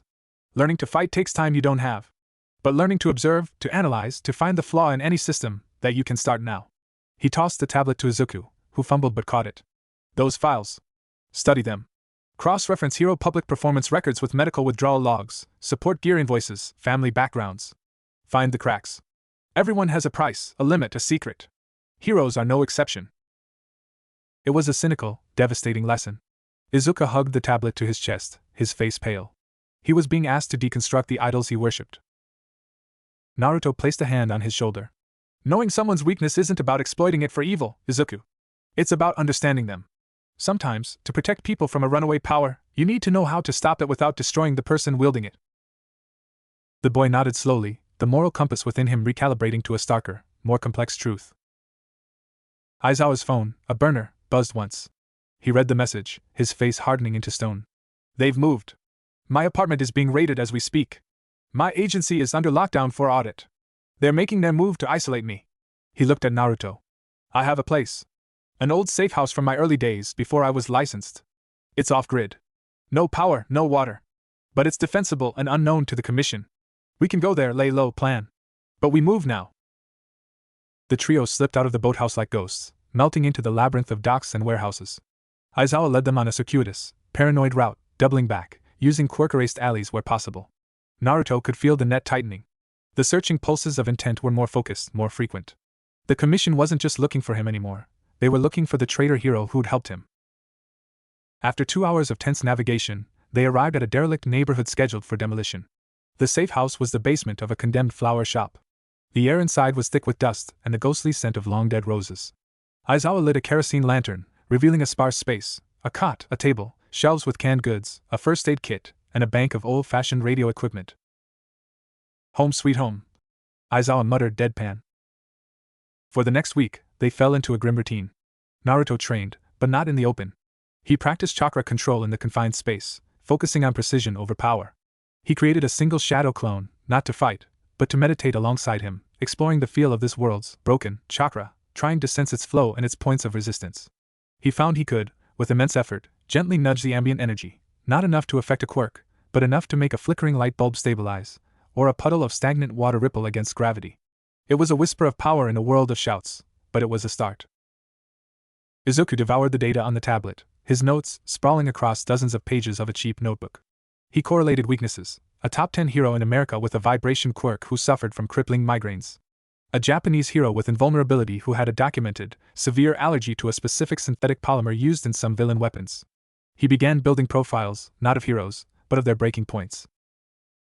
Aizawa came and went like a specter, bringing back scraps of information from his remaining underground contacts. The official story was that Eraserhead was on a deep cover assignment. The underground knew better. He was a marked man. He also brought news. The Commission, frustrated by the failed termination and his disappearance, was escalating. They were pressuring hero schools to increase surveillance on ideological deviancy.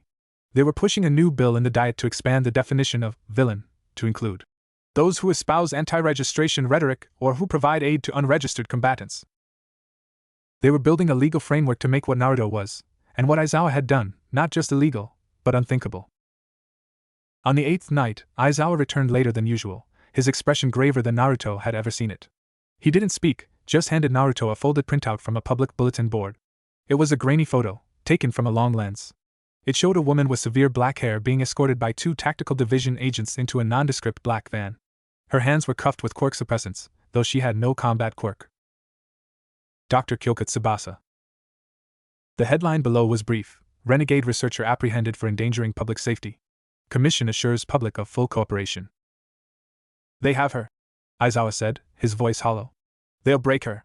They'll make her recant her theories. Or they'll make her disappear after she's given them every piece of data she has on you. Naruto stared at the photo, a cold fury settling in his gut. Tsubasa had helped him, at great risk. She was in chains because of the knowledge she possessed, the knowledge he had confirmed. We have to get her out, Izuku whispered, horrified. That's what they want, Aizawa said, slumping into a chair. It's a trap. They'll be holding her in a black site facility, bait for you. They know you have a pathological need to save people. It's in every analysis of your rooftop behavior. They'll use it. Naruto knew he was right. It was the oldest trick in the book. But knowing it was a trap didn't change the debt. In the shinobi world, debts of honor were paid in blood. He had left comrades before, when the mission demanded it. But he was Hokage. His mission was his people. And Tsubasa, in her own way, had become one of his people. I can't leave her, Naruto said, his voice final. Aizawa looked at him, then at Izuku's determined, frightened face. He saw the boy who wanted to be a hero, and the man who was a hero without a license, both ready to walk into hell for a principle. Then we don't leave her, Aizawa said, a spark of his old, defiant fire returning to his eyes. But we don't walk into their trap. We spring it on our terms. He leaned forward, the kerosene light casting deep shadows on his face. They'll expect a frontal assault, or a stealth infiltration by you alone. They won't expect a rescue conducted under the rules of their game. What do you mean? Izuku asked. Aizawa's lips curled into a thin, dangerous smile. I mean we use their own system against them. The HPSC Black Site isn't a military base. It's a bureaucracy. It has schedules, shift changes, supply deliveries, waste disposal. It has heroes guarding it who have public identities, families, and limits. He looked at Izuku's notebook. You've been finding cracks. Now we find one we can pry open. For the next 48 hours, they planned. Izuku, using the tablet and Aizawa's whispered contacts, identified the most likely facility, a disguised psychiatric ward on the outskirts of the city.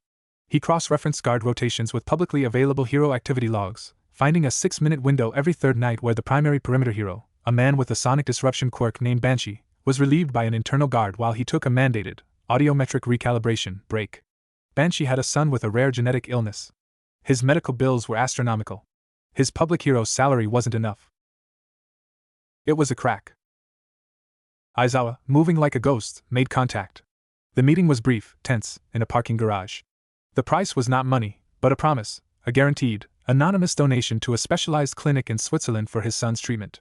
The method, on the night of the shift change, Banshee would have a sudden, severe, equipment malfunction in his sonic dampeners, requiring an urgent, 15-minute in-vehicle recalibration. He would be deaf to the world outside his van. The plan was insane. It relied on the corruption of a pro-hero, the analytical skills of a quirkless boy, the insider knowledge of a fugitive underground hero, and the unclassifiable power of an interdimensional shinobi. On the night of the rescue, the air was cold and clear. The facility loomed ahead, a bland, rectangular building with mirrored windows, surrounded by a high fence topped with motion sensors and faintly glowing nullifier rods. From a ridge 500 meters away, Naruto, Aizawa, and Izuku watched through high-powered scopes. Right on schedule, Banshee finished his perimeter walk, spoke into his comm, and climbed into his parked van. The interior light went on, then off. Go, Aizawa whispered. Naruto formed a hand seal. Not for a clone army, but for two. The clones poofed into existence.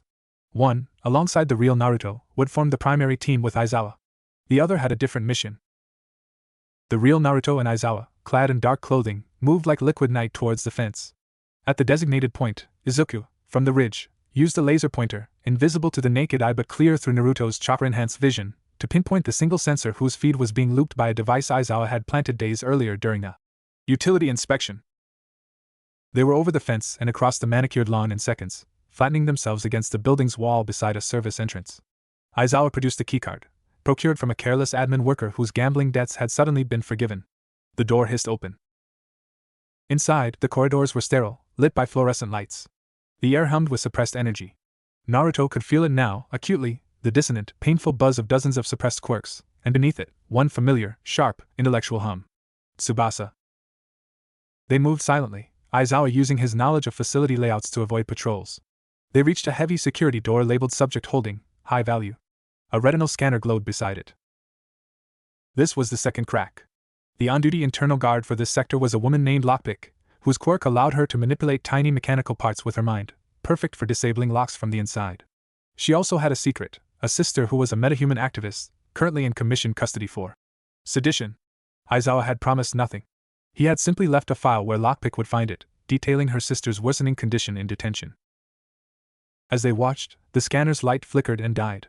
The magnetic lock on the door disengaged with a soft clunk. They slipped inside. The room was a laboratory cell. Tsubasa sat on a cot, looking pale but unharmed, her hands cuffed to the bed frame with heavy suppressant manacles. Her eyes widened when she saw them. "You fools!" she breathed, but there was relief in her voice. Aizawa was at her side in an instant, working on the cuffs with a set of lockpicks. "We're leaving. Now." As the last cuff clicked open, alarms blared to life throughout the facility. Not the soft failure of a scanner, but the full, deafening klaxon of a perimeter breach. "They know," Aizawa snarled. "Of course they know," Tsubasa said, standing on shaky legs. "They were monitoring my vitals. The suppressant cuffs also had trackers and biomonitors. The moment you removed them, it triggered the alarm. This was always the real trap." The door to the lab slammed open.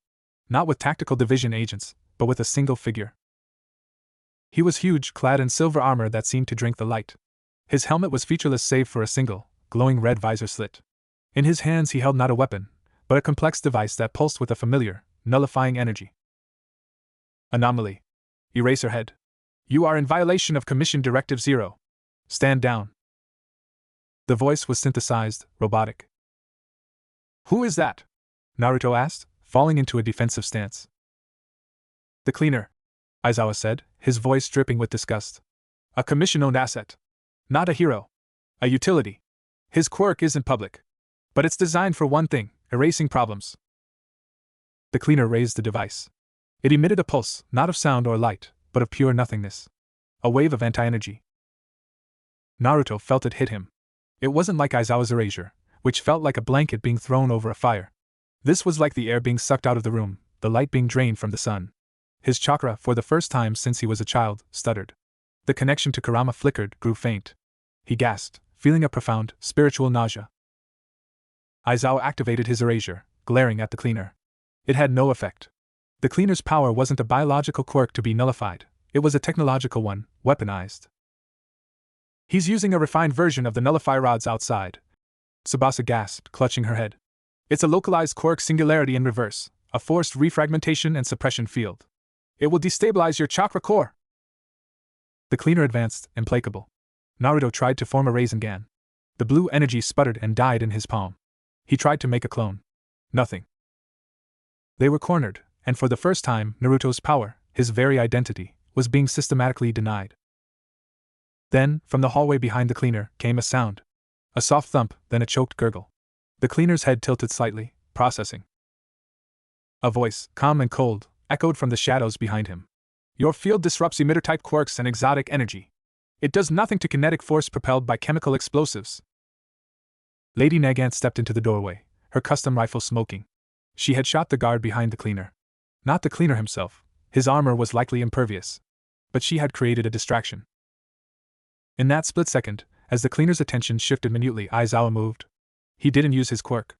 He used the scarf-like capture weapon, lashing out not at the cleaner, but at the pulsing device in his hands. The cloth wrapped around it, and Aizawa yanked with all his strength. The device tore from the cleaner's grip and shattered against the wall. The nullifying field vanished. Naruto's chakra roared back, a tidal wave of relief and fury. Kurama's snarl was a symphony of rage in his mind.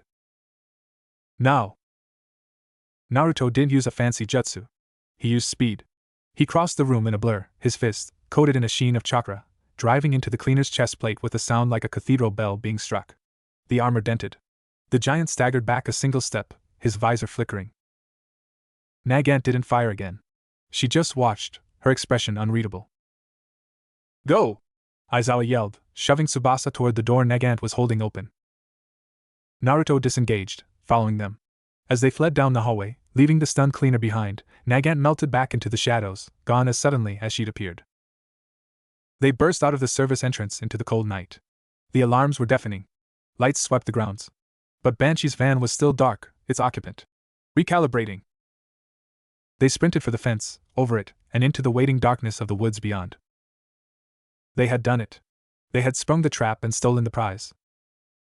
But as they ran, Naruto knew the cost. They had exposed their methods. They had turned a pro-hero into an accomplice. They had been saved by the Commission's own assassin for reasons unknown. And they had declared open war on the most powerful institution in the world. Back in the cell, the cleaner rose to his feet. He looked at the shattered suppressor, then at the door. His synthesized voice reported to a silent channel. "Subject Tsubasa extracted. Anomaly resistance confirmed.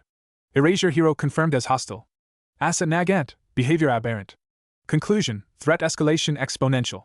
Directive, upgrade anomaly classification to cleansing priority 1. All previous restrictions revoked. In the shadows of a distant tree, Lady Nagant watched the fleeing figures disappear. She keyed a private, encrypted frequency, one not listed on any commission ledger. The cleaner was deployed. The anomaly's power is resilient, but vulnerable to focus suppression. Eraserhead is committed. The researcher is with them. She paused. And the boy. The quirkless boy. He was there. On the ridge, directing them. A voice, old and weary, crackled back. Interesting. The powerless guiding the unclassifiable. A symbol they cannot ignore. The fracture widens. Continue observation. Do not intervene unless absolutely necessary. Let the Commission's heavy hand do our work for us. Understood. Nagant lowered her rifle. She had saved them tonight. Not for the Commission. For a different purpose entirely. A purpose that saw Naruto Uzumaki not as a threat to be eliminated, but as a catalyst for a much larger, much-needed collapse. The rescue was a victory. But in the silent game of ideologies now being played, it was merely the first move in a checkmate that was still generations in the making. Naruto had saved a life. In doing so, he had irrevocably chosen a side in a war he still didn't fully understand. The cost of his creed, to never abandon a comrade, had just been tallied, and the bill was going to come due in blood and fire. Chapter 6: The Catalyst's Ripple. The safe house felt different after the rescue. It was no longer a hideout. It was a command post for a war none of them had chosen to fight. The air was thick with the scent of ozone from Tsubasa's jury-rigged equipment, the chemical smell of cheap instant noodles, and the unspoken tension of 4 people bound by shared treason. Dr. Tsubasa had set up a makeshift workstation using scavenged parts and the gutted remains of Aizawa's old radio gear. Screens glowed with stolen data streams, mapping energy fluctuations across the city. Her fingers, no longer cuffed, flew across keyboards with a manic, focused energy. The suppression field the cleaner used, she explained, her voice a rapid-fire lecture, was a proof of concept. They're attempting to weaponize quark singularity theory in reverse, creating zones of force stability by violently repressing all anomalous energy. Your chakra was the ultimate test. It resisted, but it flickered. That means it interacts with the same substrate as quarks, confirming my coalescence hypothesis. She pointed to a graph showing citywide energy readings. But look here. In the 24 hours since your confrontation, there's been a 0.3% increase in low-level, uncontrolled quark manifestations across the city. Nuisance-level stuff. A child accidentally sets his homework on fire when he's never shown pyrokinesis before. A woman's minor telekinetic quirk suddenly works on objects 3 times heavier. It's subtle, scattered, but it's statistically significant. Naruto stared at the graph, a cold knot of dread tightening in his stomach. My fight caused that. Your existence causes that. Tsubasa corrected, not unkindly. But the focused release of chakra in a stress state, under the pressure of a suppression field, it was like ringing a bell. The fragmented chakra in the population is resonating. You are a catalyst, Uzumaki. You cannot stop being one. You can only choose how to direct the reaction. Aizawa, cleaning a knife with methodical precision, spoke without looking up. The Commission's response will be to accelerate the suppressor tech. They'll want to blanket the city in those fields. Public safety. They'll sell it as a way to prevent villainy, to control rogue quirks.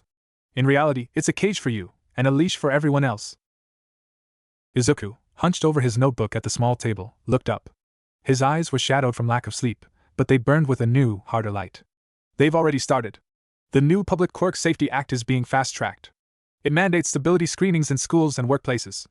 It allocates funding for suppression infrastructure in high-density urban areas.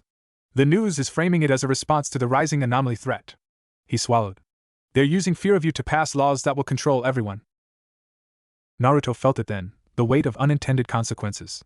In his world, his actions had saved villages, ended wars. Here, his very presence was being used to justify a slow-motion tyranny. He walked to the single, grimy basement window, looking out at the rubble-strewn lot. I need to leave. Sooner rather than later. The longer I stay, the worse it gets. The Chin-Chin plan is suicide, Aizawa stated flatly. Even if we could get you to China, which would require bypassing international borders, coastal patrols, and the Chinese Hero Association, the energy release might not just open a door home. It might shatter the quark genetic stability of everyone in a 10-kilometer radius. You could create a zone of permanent, chaotic power. A wasteland of living miracles and horrors. There has to be another way, Izuku insisted. A way to dampen the resonance. Or to channel it safely. Tsubasa swiveled in her chair. There is a theoretical possibility. If the fragmented chakra is resonating with yours, it's because it seeks cohesion. It's drawn to the whole. Instead of fighting it or letting it run wild, you could guide it. Naruto turned. Guide it how? Think of yourself as a lightning rod. Right now you're attracting stray energy, causing random discharges. But a lightning rod is connected to a ground. It channels the energy safely into the earth. You need a ground. Her eyes flicked to Izuku, then away, as if the thought was too dangerous to voice. He's quirkless, Aizawa said, his voice sharp with protective warning. He has no chakra pathways to speak of. You can't use him as a ground. It would burn him out from the inside. Not if the pathways are opened gradually, and the energy is not forced, but invited, Tsubasa countered, her scientific fervor overriding caution. Uzumaki's chakra is whole, self-regulated. If he could somehow share not the chakra itself, but the pattern of its control, the stabilizing frequency, it could act as a tuning fork for the stray energy, not to amplify it, but to calm it into a harmonic state. It was a theory built on metaphysics and hope. But it was the only theory they had that didn't end in catastrophe or conquest. How? Naruto asked, his voice quiet. Tsubasa stood, pacing the small room. I would need to map your chakra network in extreme detail. Then, using a modified version of the Commission's own suppressor tech, we could attempt to create a localized field that doesn't suppress, but sympathizes, one that broadcasts your chakra's stable frequency. A bubble of order around you. It wouldn't stop the resonance, but it might smooth it, prevent the violent spikes. And in theory, it might allow someone within that field to begin to attune to that frequency themselves. She looked at Izuku again, her gaze both apologetic and excited. To learn to sense, and eventually manipulate, chakra as you do. The room fell silent. The implications were staggering. It was nothing less than the creation of a new kind of power, one based on understanding, not genetics. A power that could be taught. The risks? Aizawa's question was a blade. For Uzumaki? Minimal. He is the source. The field would be an extension of his own control. For a subject within the field. She chewed her lip. The dormant, fragmented chakra in their body would be stimulated. It could do nothing. It could cause a quirk to temporarily strengthen or mutate unpredictably. Or if the subject has the will and the mental fortitude, they might be able to grasp the edges of control, to feel the energy as a distinct thing for the first time. It would be enlightening. Or terrifying. Izuku stood up. His hands were clenched at his sides, but they didn't tremble. I'll do it. No, Aizawa and Naruto said simultaneously. You don't understand what you're offering, Naruto said, stepping toward him. This isn't learning a jutsu. This is having the foundation of your reality rewritten. It could break your mind. It could twist your body. I've seen what happens when chakra goes wrong. I've spent my whole life being told my reality is less than. Izuku shot back, his voice cracking with emotion. That I'm broken because I lack a piece of a broken system. You have a power that comes from work and will. You offer a chance to prove that's possible. Not just for me, but for everyone. If I can do it, if a quirkless kid can learn to sense chakra, then it proves it's not about bloodlines. It proves the system is a lie. He took a shuddering breath. And if it helps calm the resonance, if it keeps you from having to make a choice that could hurt thousands of people, then it's worth the risk. It's what a hero would do. He wasn't a shinobi. He didn't speak of duty or mission. He spoke of proof and protection. Naruto saw the ghost of his younger self in that desperate, idealistic fire. But he also saw the potential for a unique kind of ruin. Aizawa looked from Izuku's determined face to Naruto's conflicted one. We don't have the equipment. Or the time. The Commission will be conducting door-to-door searches in marginal districts within the week. This place won't be safe. Then we find what we need and we move, Tsubasa said, her mind already solving the problem. The suppressor technology is based on retooled medical imaging and broadcast equipment. I know the models. They're in every major hospital and many support company labs. We need a mobile power source, a waveform modulator, and a focusing array. We can acquire them.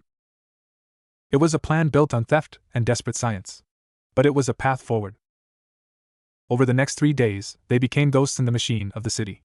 Aizawa, using his knowledge of the underworld supply lines, identified a support company lab scheduled for a hardware refresh. Naruto, employing a level of stealth that made even Aizawa uneasy, infiltrated it after hours.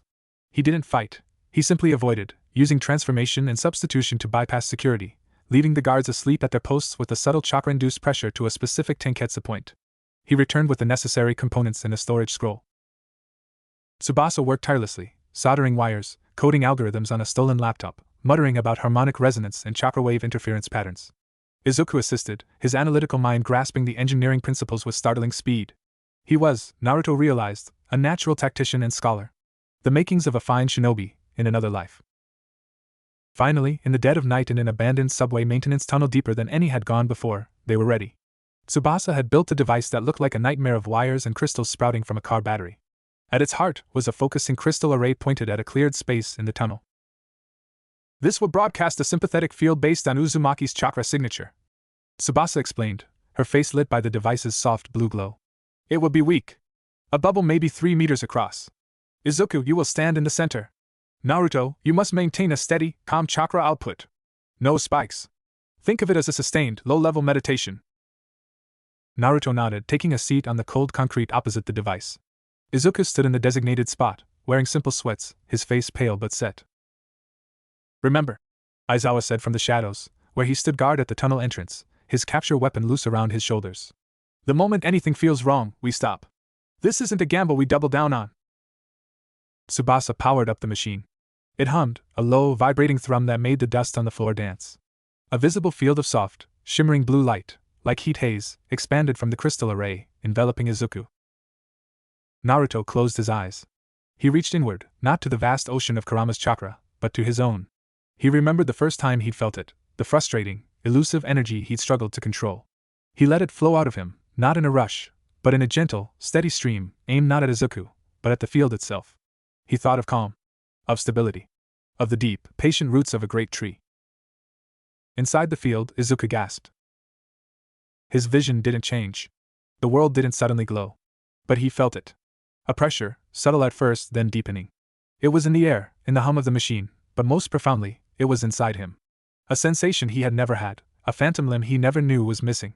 It was a faint, almost musical vibration in his very cells. It was not a quirk. It was something more fundamental, the canvas upon which a quirk might be painted. I feel it, he whispered, his voice full of awe.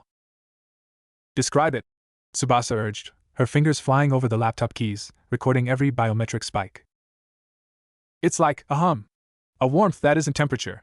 It's in my bones. And it's connected. His eyes widened. To everything. The machine, the air, to Naruto-san. It's all the same thread. Just woven differently. He was perceiving the interconnected energy of life itself, the foundation of chakra perception. Then it changed. The gentle hum spiked. A sharp, discordant note. Izuku cried out, clutching his chest. On the monitor, Tsubasa's eyes went wide. His biosignature. The dormant chakra fragments are reacting. They're trying to align with the field, but they're chaotic. Izuku felt it as a sudden, tearing pain. It was as if tiny, frozen shards of glass inside him were suddenly melting and trying to rearrange themselves, cutting as they moved. His vision swam. A memory, not his own, flashed, a sensation of soaring, of wind and boundless freedom, then a sudden, shocking impact. Izuku! Naruto shouted, but he held his chakra steady. Breaking the field now could release the energy violently. Aizawa took a step forward, his knuckles white on his capture weapon. Focus, Midoriya! Tsubasa yelled. The pain is the fragmentation. Your body doesn't know how to process the whole picture. You have to guide it. Use your will. Imagine the hum, the connection. Tears streamed down Izuku's face from the pain. He was quirkless. He had no practice directing internal energy. But he had a will forged in a crucible of loneliness and desperate hope. He had spent a lifetime analyzing the movements, the techniques, the heart of heroes. He didn't try to command the energy. He couldn't. Instead, he did what he'd always done. He observed it. He let the pain exist, but he focused past it, on the underlying hum Naruto was providing. He imagined that hum as a steady river. The sharp, painful fragments were like rocks in the riverbed. He couldn't move the rocks. But he could imagine the water flowing around them, smoothing their edges over time. He took a ragged breath. I'm okay, he gritted out. It's just information. Painful information. The biometrics on Tsubasa's screen began to stabilize. The chaotic spikes lessened, becoming a jagged, but less violent pattern. The painful rearrangement wasn't stopping, but it was slowing, becoming a process rather than an explosion. For 10 minutes they held. Sweat poured down Izuku's face. Naruto's concentration was a physical force in the room. Aizawa didn't breathe. Finally, Tsubasa slowly dialed down the machine. The field faded. The hum vanished. Izuku collapsed to his knees, panting. The pain receded, leaving behind a deep, pervasive ache and a profound emptiness. But not the old emptiness of being quirkless. This was the emptiness of a room after a loud noise has stopped. The silence was different. It was aware. Naruto was at his side in an instant, a hand on his shoulder. Are you hurt? Izuku looked up. His eyes were red-rimmed, but clearer than they had ever been. I'm okay. He looked at his hands, turning them over. I can still feel it. Faintly. The hum. It's inside me now. Not a quirk. Just the potential for one. A shaky, triumphant smile broke through his exhaustion. It's real. It's not in the blood. It's in the connection. Tsubasa was staring at her data, her face a mask of stunned revelation. He didn't develop a quirk. He developed chakra sensitivity. He's attuned to the substrate. His body is beginning to harmonize the fragmented energy. It will take years, decades, to achieve any control, but the pathway, it's been illuminated. She looked at Naruto, her eyes blazing. You've just created the world's first naturally attuned chakra sensor in over a century. You've proven my theory. Power can be awakened, not just inherited. The victory was profound, but fragile. They had taken a monumental step. But they had also created a new vulnerability. As they packed the equipment, Aizawa's burner phone buzzed with a message from a contact. He read it, his face hardening into granite. The Commission's response to the rescue and the energy spikes, he said, his voice deadly quiet. They're not just doing door-to-door searches. They've activated a new protocol. They're calling it the cleansing. They're using the energy spikes you caused as justification to round up potential singularity risks, people with volatile quirks, the chronically ill whose quirks might be unstable, outspoken metahuman activists, and the quirkless. He looked at Izuku. They're putting them in protective custody camps. For evaluation and stabilization. The first sweep in this precinct is scheduled for dawn. They have a list. Midoriya Izuku is on it. The fragile hope of the experiment shattered, replaced by the cold, hard reality of a regime flexing its power. Naruto's actions, his very nature, had given them the excuse they needed to tighten their grip. The ripple from the catalyst was now a tidal wave, and it was about to crash down on the very people he was trying not to harm. Izuku's newfound sense of connection turned to ice in his veins. He was no longer just a guide or a student. He was a target. Naruto stood, his blue eyes glowing with a fierce, protective light. The gentle Hokage was gone, replaced by the commander of the allied shinobi forces. Then we're not hiding anymore, he said, his voice echoing in the tunnel. We're evacuating. Everyone on that list, everyone they want to cage. We get them out. That's a declaration of war, Aizawa said. But he was already coiling his capture weapon. He had made his choice the moment he stepped into that speedboat. It stopped being a war the moment they decided to lock up children for what they are or aren't born with, Naruto replied. He looked at Izuku, at Tsubasa, at Aizawa. We have a bubble of order. We have a censor who can maybe find others like him.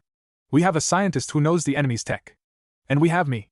He allowed a flicker of Kurama's power to bleed into his aura, a corona of crimson chakra that lit the tunnel with a hellish light.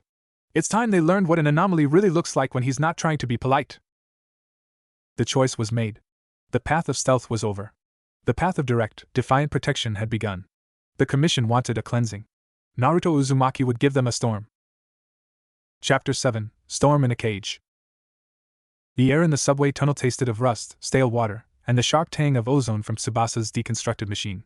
The fragile hope born of Izuku's awakening had been crushed under the boot of the Commission's decree. Protective custody. The words were a familiar, sickening euphemism. Naruto had heard their like before, in the land of waves, in the hidden mist of Kirigakure's bloody past. They never meant protection. They meant control.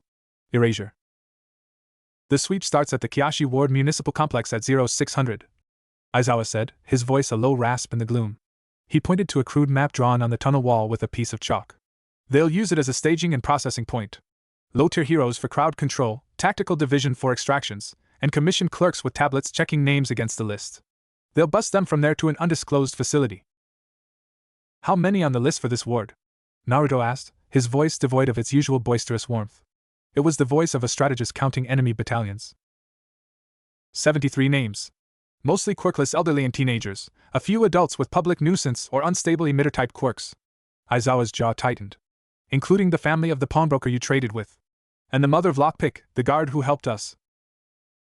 Their net was wide and punitive. Anyone who had brushed against the anomaly's orbit was being scooped up. Izuku was staring at his hands, where the ghost of the chakra hum still lingered beneath the skin. The wonder was gone, replaced by a cold, focused fury. They're using me. My name on that list is a message. They know I'm with you. They're trying to draw you into the open. They're succeeding, Naruto said, but there was no resignation in it. Only a grim acceptance.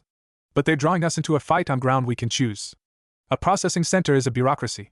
It has choke points, schedules, and people who are scared, not fanatical. He looked at Tsubasa. Can you disrupt their systems? Scramble the list? Mess with their communications? Tsubasa was already typing furiously on her laptop, wires snaking into the city's forgotten fiber optic lines. Their network is hardened, but it's designed to keep villains out, not disillusion former contractors with backdoor codes. I can't erase the list, but I can shuffle it. Make names disappear from their screens, reappear elsewhere. Create duplicates. It will cause confusion, slow them down. But it's a temporary fix. Once they go to paper backups, the game is up. We don't need forever, Naruto said. We need a window. He turned to Aizawa. You know hero protocols. What's their weak link in an operation like this? Aizawa didn't hesitate. The low-tier heroes on perimeter duty. They're there for show, to make it look like a normal hero operation. They're not tactical. They have public personas, they follow rules of engagement, and they're terrified of causing a PR disaster by hurting civilians. They're the pressure point. A plan, audacious and desperate, began to take shape. Not an assault, but a liberation. A magician's trick performed in broad daylight. Izuku, Naruto said, turning to the boy. Your part is the most important, and the most dangerous. You can't fight. But you can see now, can't you? You can feel the hum of people? Izuku nodded, concentrating. He closed his eyes. In the darkness behind his lids, the world was not black. It was a gray, formless void. But within it, he could feel 4 distinct points of light. Naruto was a sun, steady and vast. Tsubasa a flickering, brilliant spark of intellect. Aizawa a smoldering ember of weary resolve. And himself, a newly kindled, guttering flame. He could also feel the distant, muted buzz of thousands of other lights above them, the fragmented, sleeping chakra of the city. I can sense presence. Intensity, he whispered. Not quirks, but life. Will. Good, Naruto said. When we're in there, I need you to be my eyes. Tell me where the concentration of fear is the greatest. Tell me where the guards are getting angry or nervous. The emotional pressure, it changes the hum, doesn't it? Izuku's eyes snapped open, wide with understanding. Yes. Like a discordant note. You'll be our guide through the human terrain. Naruto placed a hand on his shoulder. Stay close to Aizawa. His job is to keep you safe. Your job is to keep us from making mistakes. The final component was distraction. For that, Naruto would need to be in 2 places at once, in a way the heroes had never seen. As the first gray light of dawn stained the sky, the Kiyoshi Ward Municipal Complex was a scene of ordered dread. News vans were kept behind a cordon a block away. A dozen C and D-list heroes in full costume stood at the perimeter, trying to look reassuring and authoritative. Black vans with tinted windows idled near the entrance. Commission clerks in sharp suits moved with clipped efficiency, setting up tables and scanners under a canopy. A queue of anxious people had already formed, some confused, some weeping, some staring ahead with hollow resignation. An old man with bark-like skin. A teenage girl whose fingers sparked with uncontrollable static. A mother holding the hand of a quirkless boy no older than 10, Izuku's name and face flashing in her mind.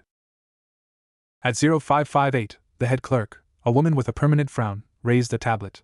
When your name is called, proceed for verification and processing. Cooperation ensures your safety and the safety of the community. She looked at her list. The first name, according to her screen, was Akachi Remy.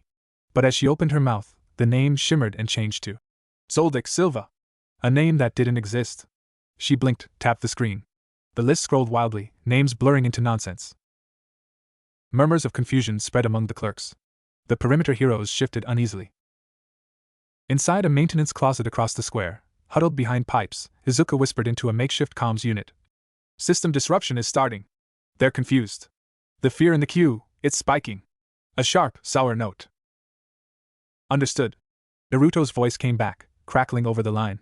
Phase 2. Now. On a rooftop overlooking the square, a figure in an orange jacket and blonde hair stood up, fully visible. He put his hands on his hips, a deliberate, dramatic pose. A hero with enhanced vision spotted him. Contact! Rooftop northeast! It's the anomaly! Every hero head swiveled. Comm units erupted. The tension snapped, redirected from the helpless queue to a single, defined threat. All units, contain the anomaly! Do not let him engage the civilians! The lead tactical agent's voice barked over the radio. 3 heroes, a man who could launch sticky nets from his wrists, a woman with telescoping limbs, and one who could generate concussive sound bursts from his mouth, broke from the perimeter and shot towards the rooftop. The Naruto on the rooftop grinned. Then he formed a cross-shaped seal. Tajikage Bunshin no Jutsu. Not a dozen. Not 100. 200 shadow clones poofed into existence, covering the rooftop, spilling over the sides, a sea of identical, grinning faces in orange. The advancing heroes skidded to a halt, stunned by the sheer, impossible number. And then, as one, the 200 clones leapt. They didn't attack the heroes. They scattered. They ran away, in every conceivable direction, down fire escapes, across power lines, into alleys, through second-story windows. A chaotic, overwhelming flood of orange distractions. What the? Which one is real? Don't lose them! The orderly perimeter dissolved into chaos as heroes and tactical agents were forced to give chase, to try and contain the multiplying, fleeing clones. The focus was utterly broken. Meanwhile, in the now hero-thin perimeter, two figures moved. Aizawa, his capture weapon hiding the lower half of his face, and Izuku, wearing a hoodie and a cap. They walked not with the shuffling fear of the detained, but with the purposeful stride of workers. Aizawa flashed a forged maintenance ID at a confused, low-tier hero who was watching a clone zip past overhead. The hero, flustered, waved them through. They slipped into the municipal building through a service entrance. Inside, the clerks were still struggling with their glitching tablets. The queue of detainees was restless, scared. Izuku closed his eyes, his senses expanding in the crowded room. The hum was a cacophony of fear, confusion, and dull authority. He pointed subtly. There. The woman in the green coat. Her note is pure terror. She's on the verge of breaking. And the two clerks at the far table, they're annoyed, not focused. Their guard is down. Aizawa nodded. He moved, not as the stealthy Eraserhead, but as an annoyed city inspector. He walked up to the two distracted clerks. You. The data line to the external server is compromised. We need to run a hardline diagnostic. Now. This entire operation is being logged as a security failure. His tone was so arrogantly bureaucratic it bypassed their suspicion. They looked at each other, then at their useless tablets. The server room is down the hall, but... No. Aizawa snapped, herding them away from their posts, creating a gap in the processing line. At that moment, the main doors burst open. Not with force, but with a sudden, overwhelming presence. It was Naruto. The real one. He didn't radiate killing intent. He radiated an immense, calming stability. A visible, gentle blue aura, a deliberate, controlled flare of pure chakra, surrounded him. It was the opposite of a threat. It felt like a wall against the world's chaos. Every eye in the room turned to him. The frightened, the confused, the authoritative. He spoke, and his voice, amplified by a whisper of chakra, filled the space without being a shout. It was the voice of a leader addressing his people in a time of crisis. My name is Naruto Uzumaki. I am the one they call the anomaly. He paused, letting the fear of that name settle, then transform into curiosity. They have told you I am a threat. They are using your fear of me to put you in cages. He looked at the old man with bark skin, the sparking girl, the mother and child. Your quirks, or your lack of them, are not crimes. They are not flaws. They are pieces of a puzzle this world has forgotten how to solve. I am not here to fight these heroes. He gestured to the few remaining guards, who were frozen, unsure whether to attack or listen. I am here to offer you a choice. You can stay, and be processed by a system that fears what it cannot label. Or you can walk out that door right now, and disappear into the city. There are people waiting to help you hide, to give you sanctuary. It was a seditious speech. An invitation to mass civil disobedience. The head clerk, her tablet finally working, shrieked. He's inciting a riot! Apprehend him! Two tactical agents who had remained inside drew their non-lethal shock batons and charged. Naruto didn't move. He stood his ground, and as the first agent swung, he caught the baton in one hand. The shock coursed through him, making his chakra aura crackle, but he didn't flinch. His grip was iron.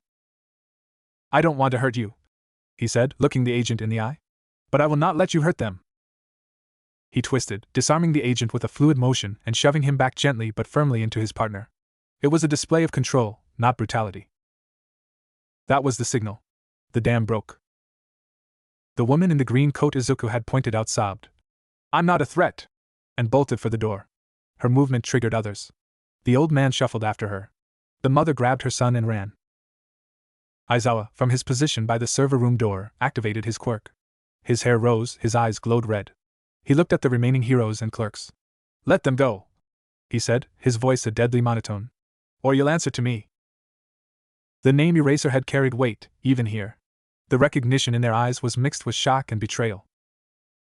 Within 60 seconds, the entire queue of 73 people had streamed out of the building and melted into the side streets, where a network of underground contacts, people Aizawa and Tsubasa had alerted, were waiting to guide them to safe houses. The square outside was a comedy of errors. Heroes were chasing clones that popped into smoke the moment they were touched, only for 3 more to appear around the corner. It was a ghost war. Naruto, his diversion complete, turned to leave.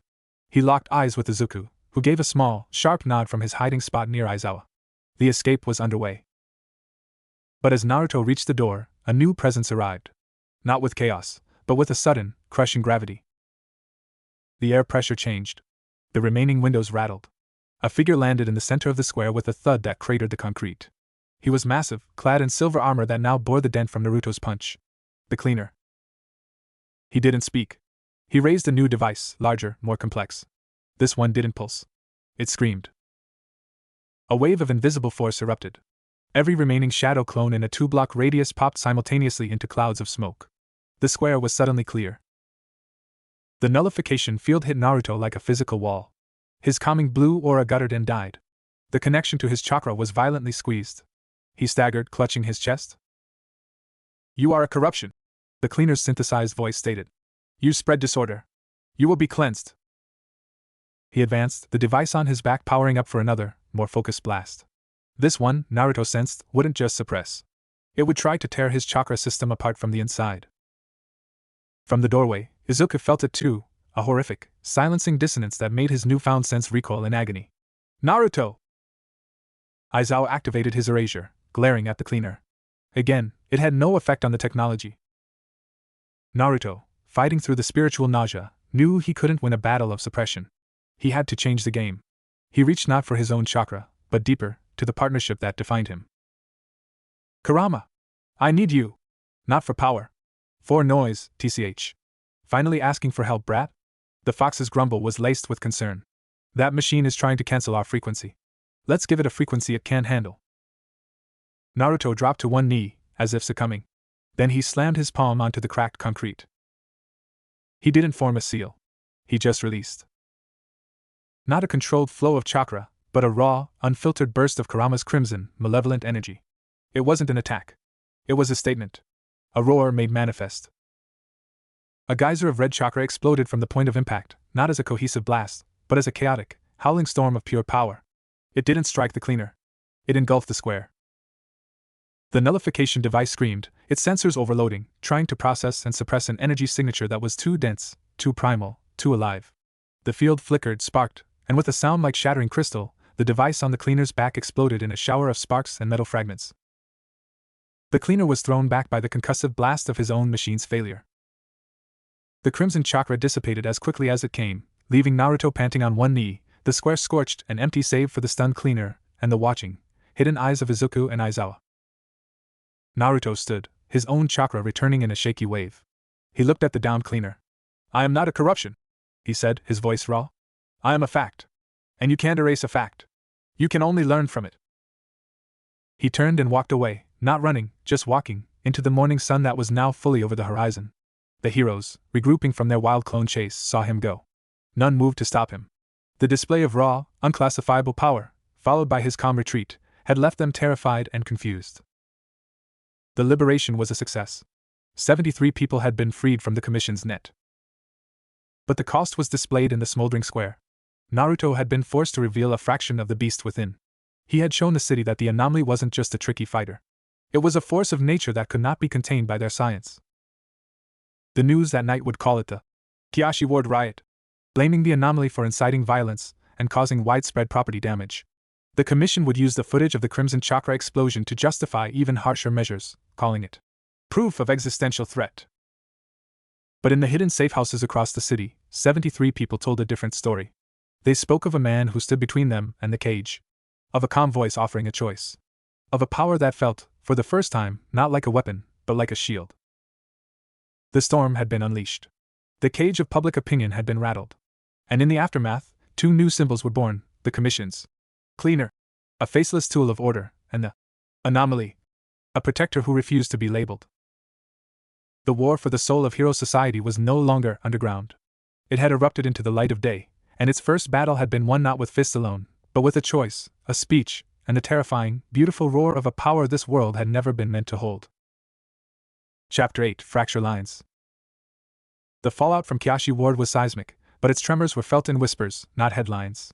The official narrative was a slick, controlled burn. A dangerous, unhinged anomaly had incited a mob, assaulted heroes, and unleashed a biochemical energy event, causing mass panic and property damage.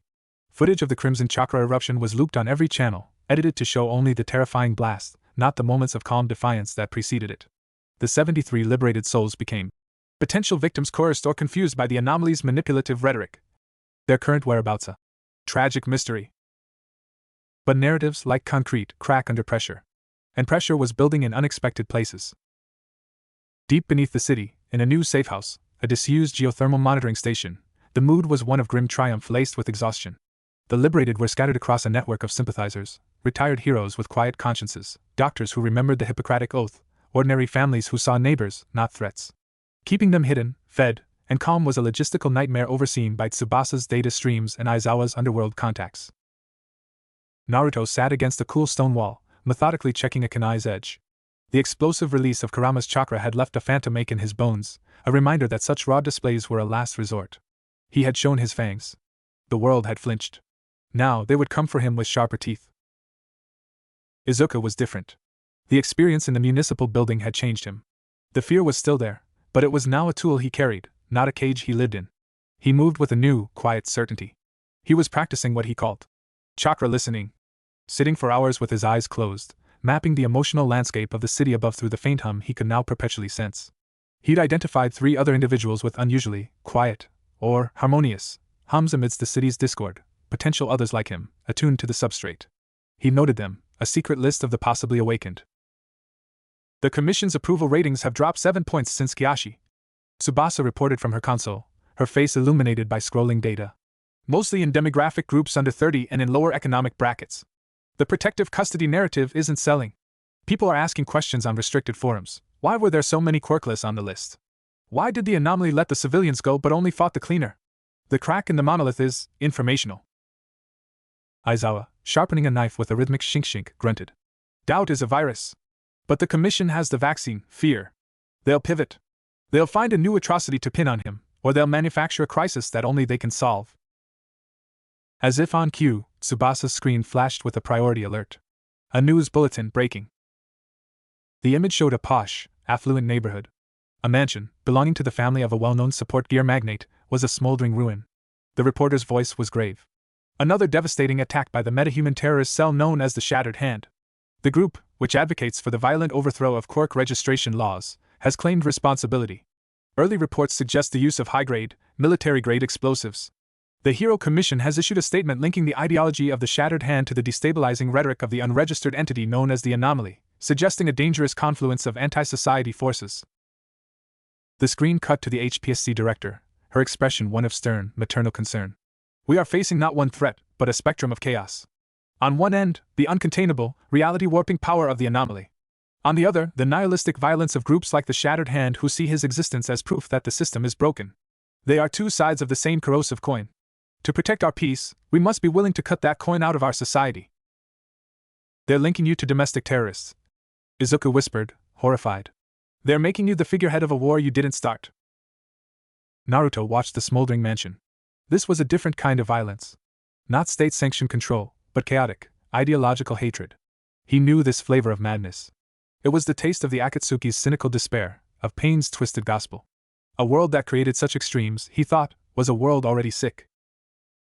The Shattered Hand, Aizawa said, putting his knife away. Small time.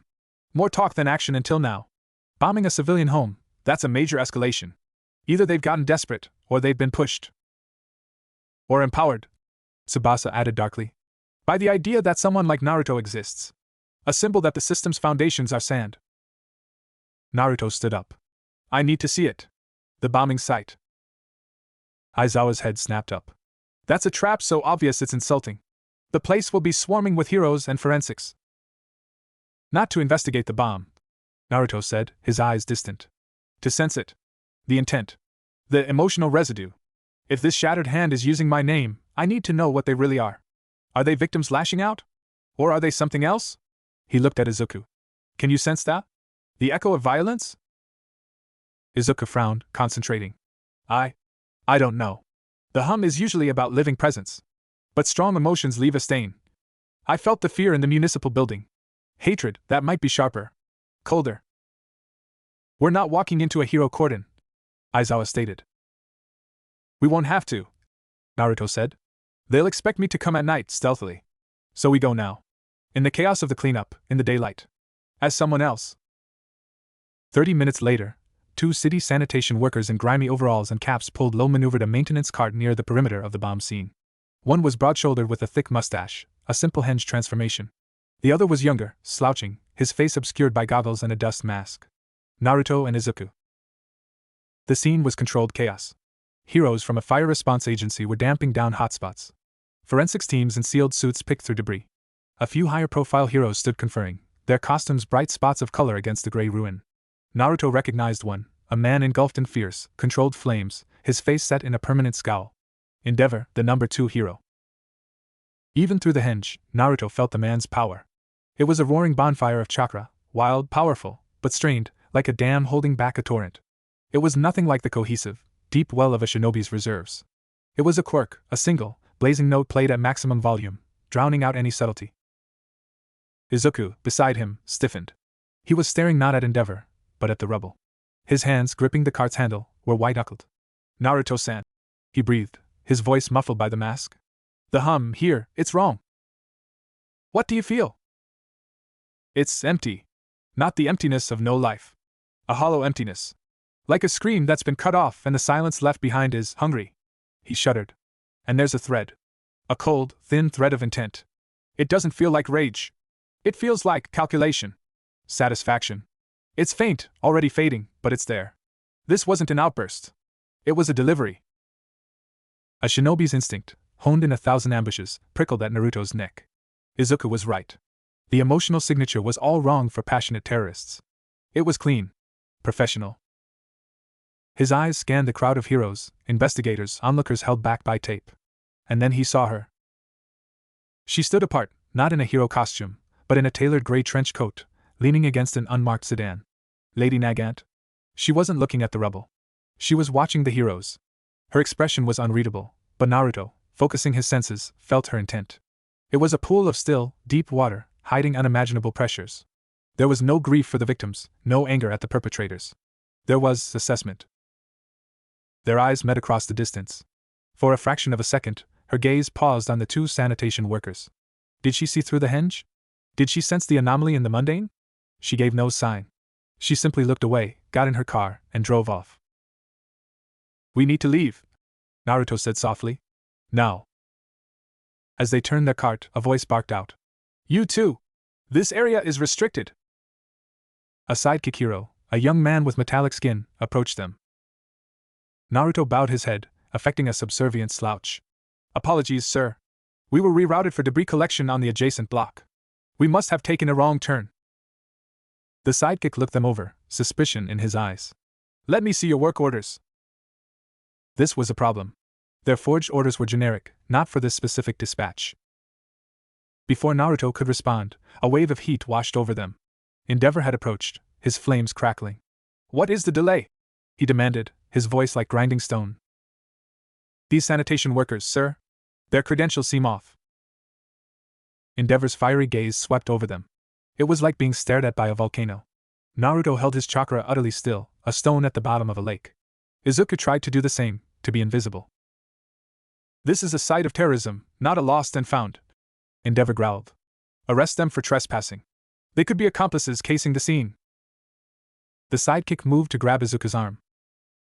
It was a split-second decision. If they were arrested, the henge would fail under processing, and they'd be in a commission cell by nightfall. Naruto moved.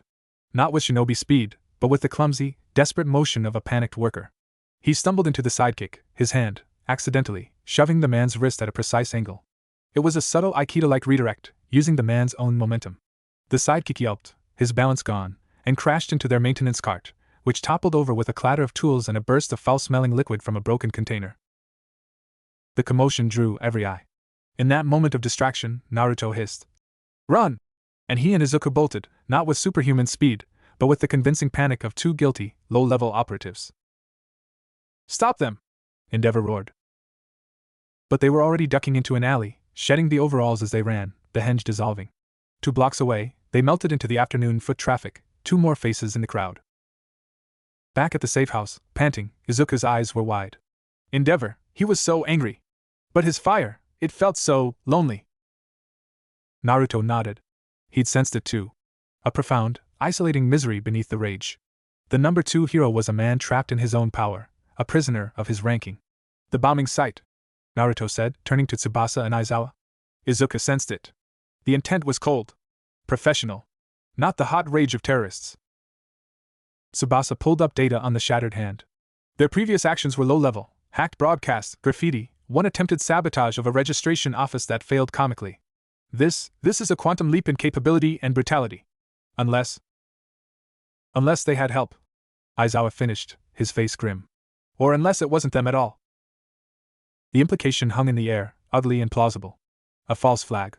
An attack by the Commission itself, or a faction within it, to justify the draconian measures they wanted, and to tarnish the emerging, unclassifiable symbol of resistance that Naruto represented. Later that night, as Naruto took watch, a soft ping echoed in the silent chamber. A small, encrypted data chip, no larger than a fingernail, had been launched from a silent drone and landed at the entrance of the geothermal vent. Naruto retrieved it. Tsubasa analyzed it. It contained a single file, a security feed from a traffic camera 2 blocks from the bombed mansion. The timestamp was 1 hour before the explosion. It showed a black sedan. The license plate was blurred, but the driver's window was down for a moment. The face was partially visible, cold and professional. It was the lead tactical division agent from the Quirk Bazaar. The file had no message. No signature. But its origin was unmistakable. A gift from a sniper in the shadows. Lady Nagant was feeding them information. Why? She's playing her own game, Aizawa muttered.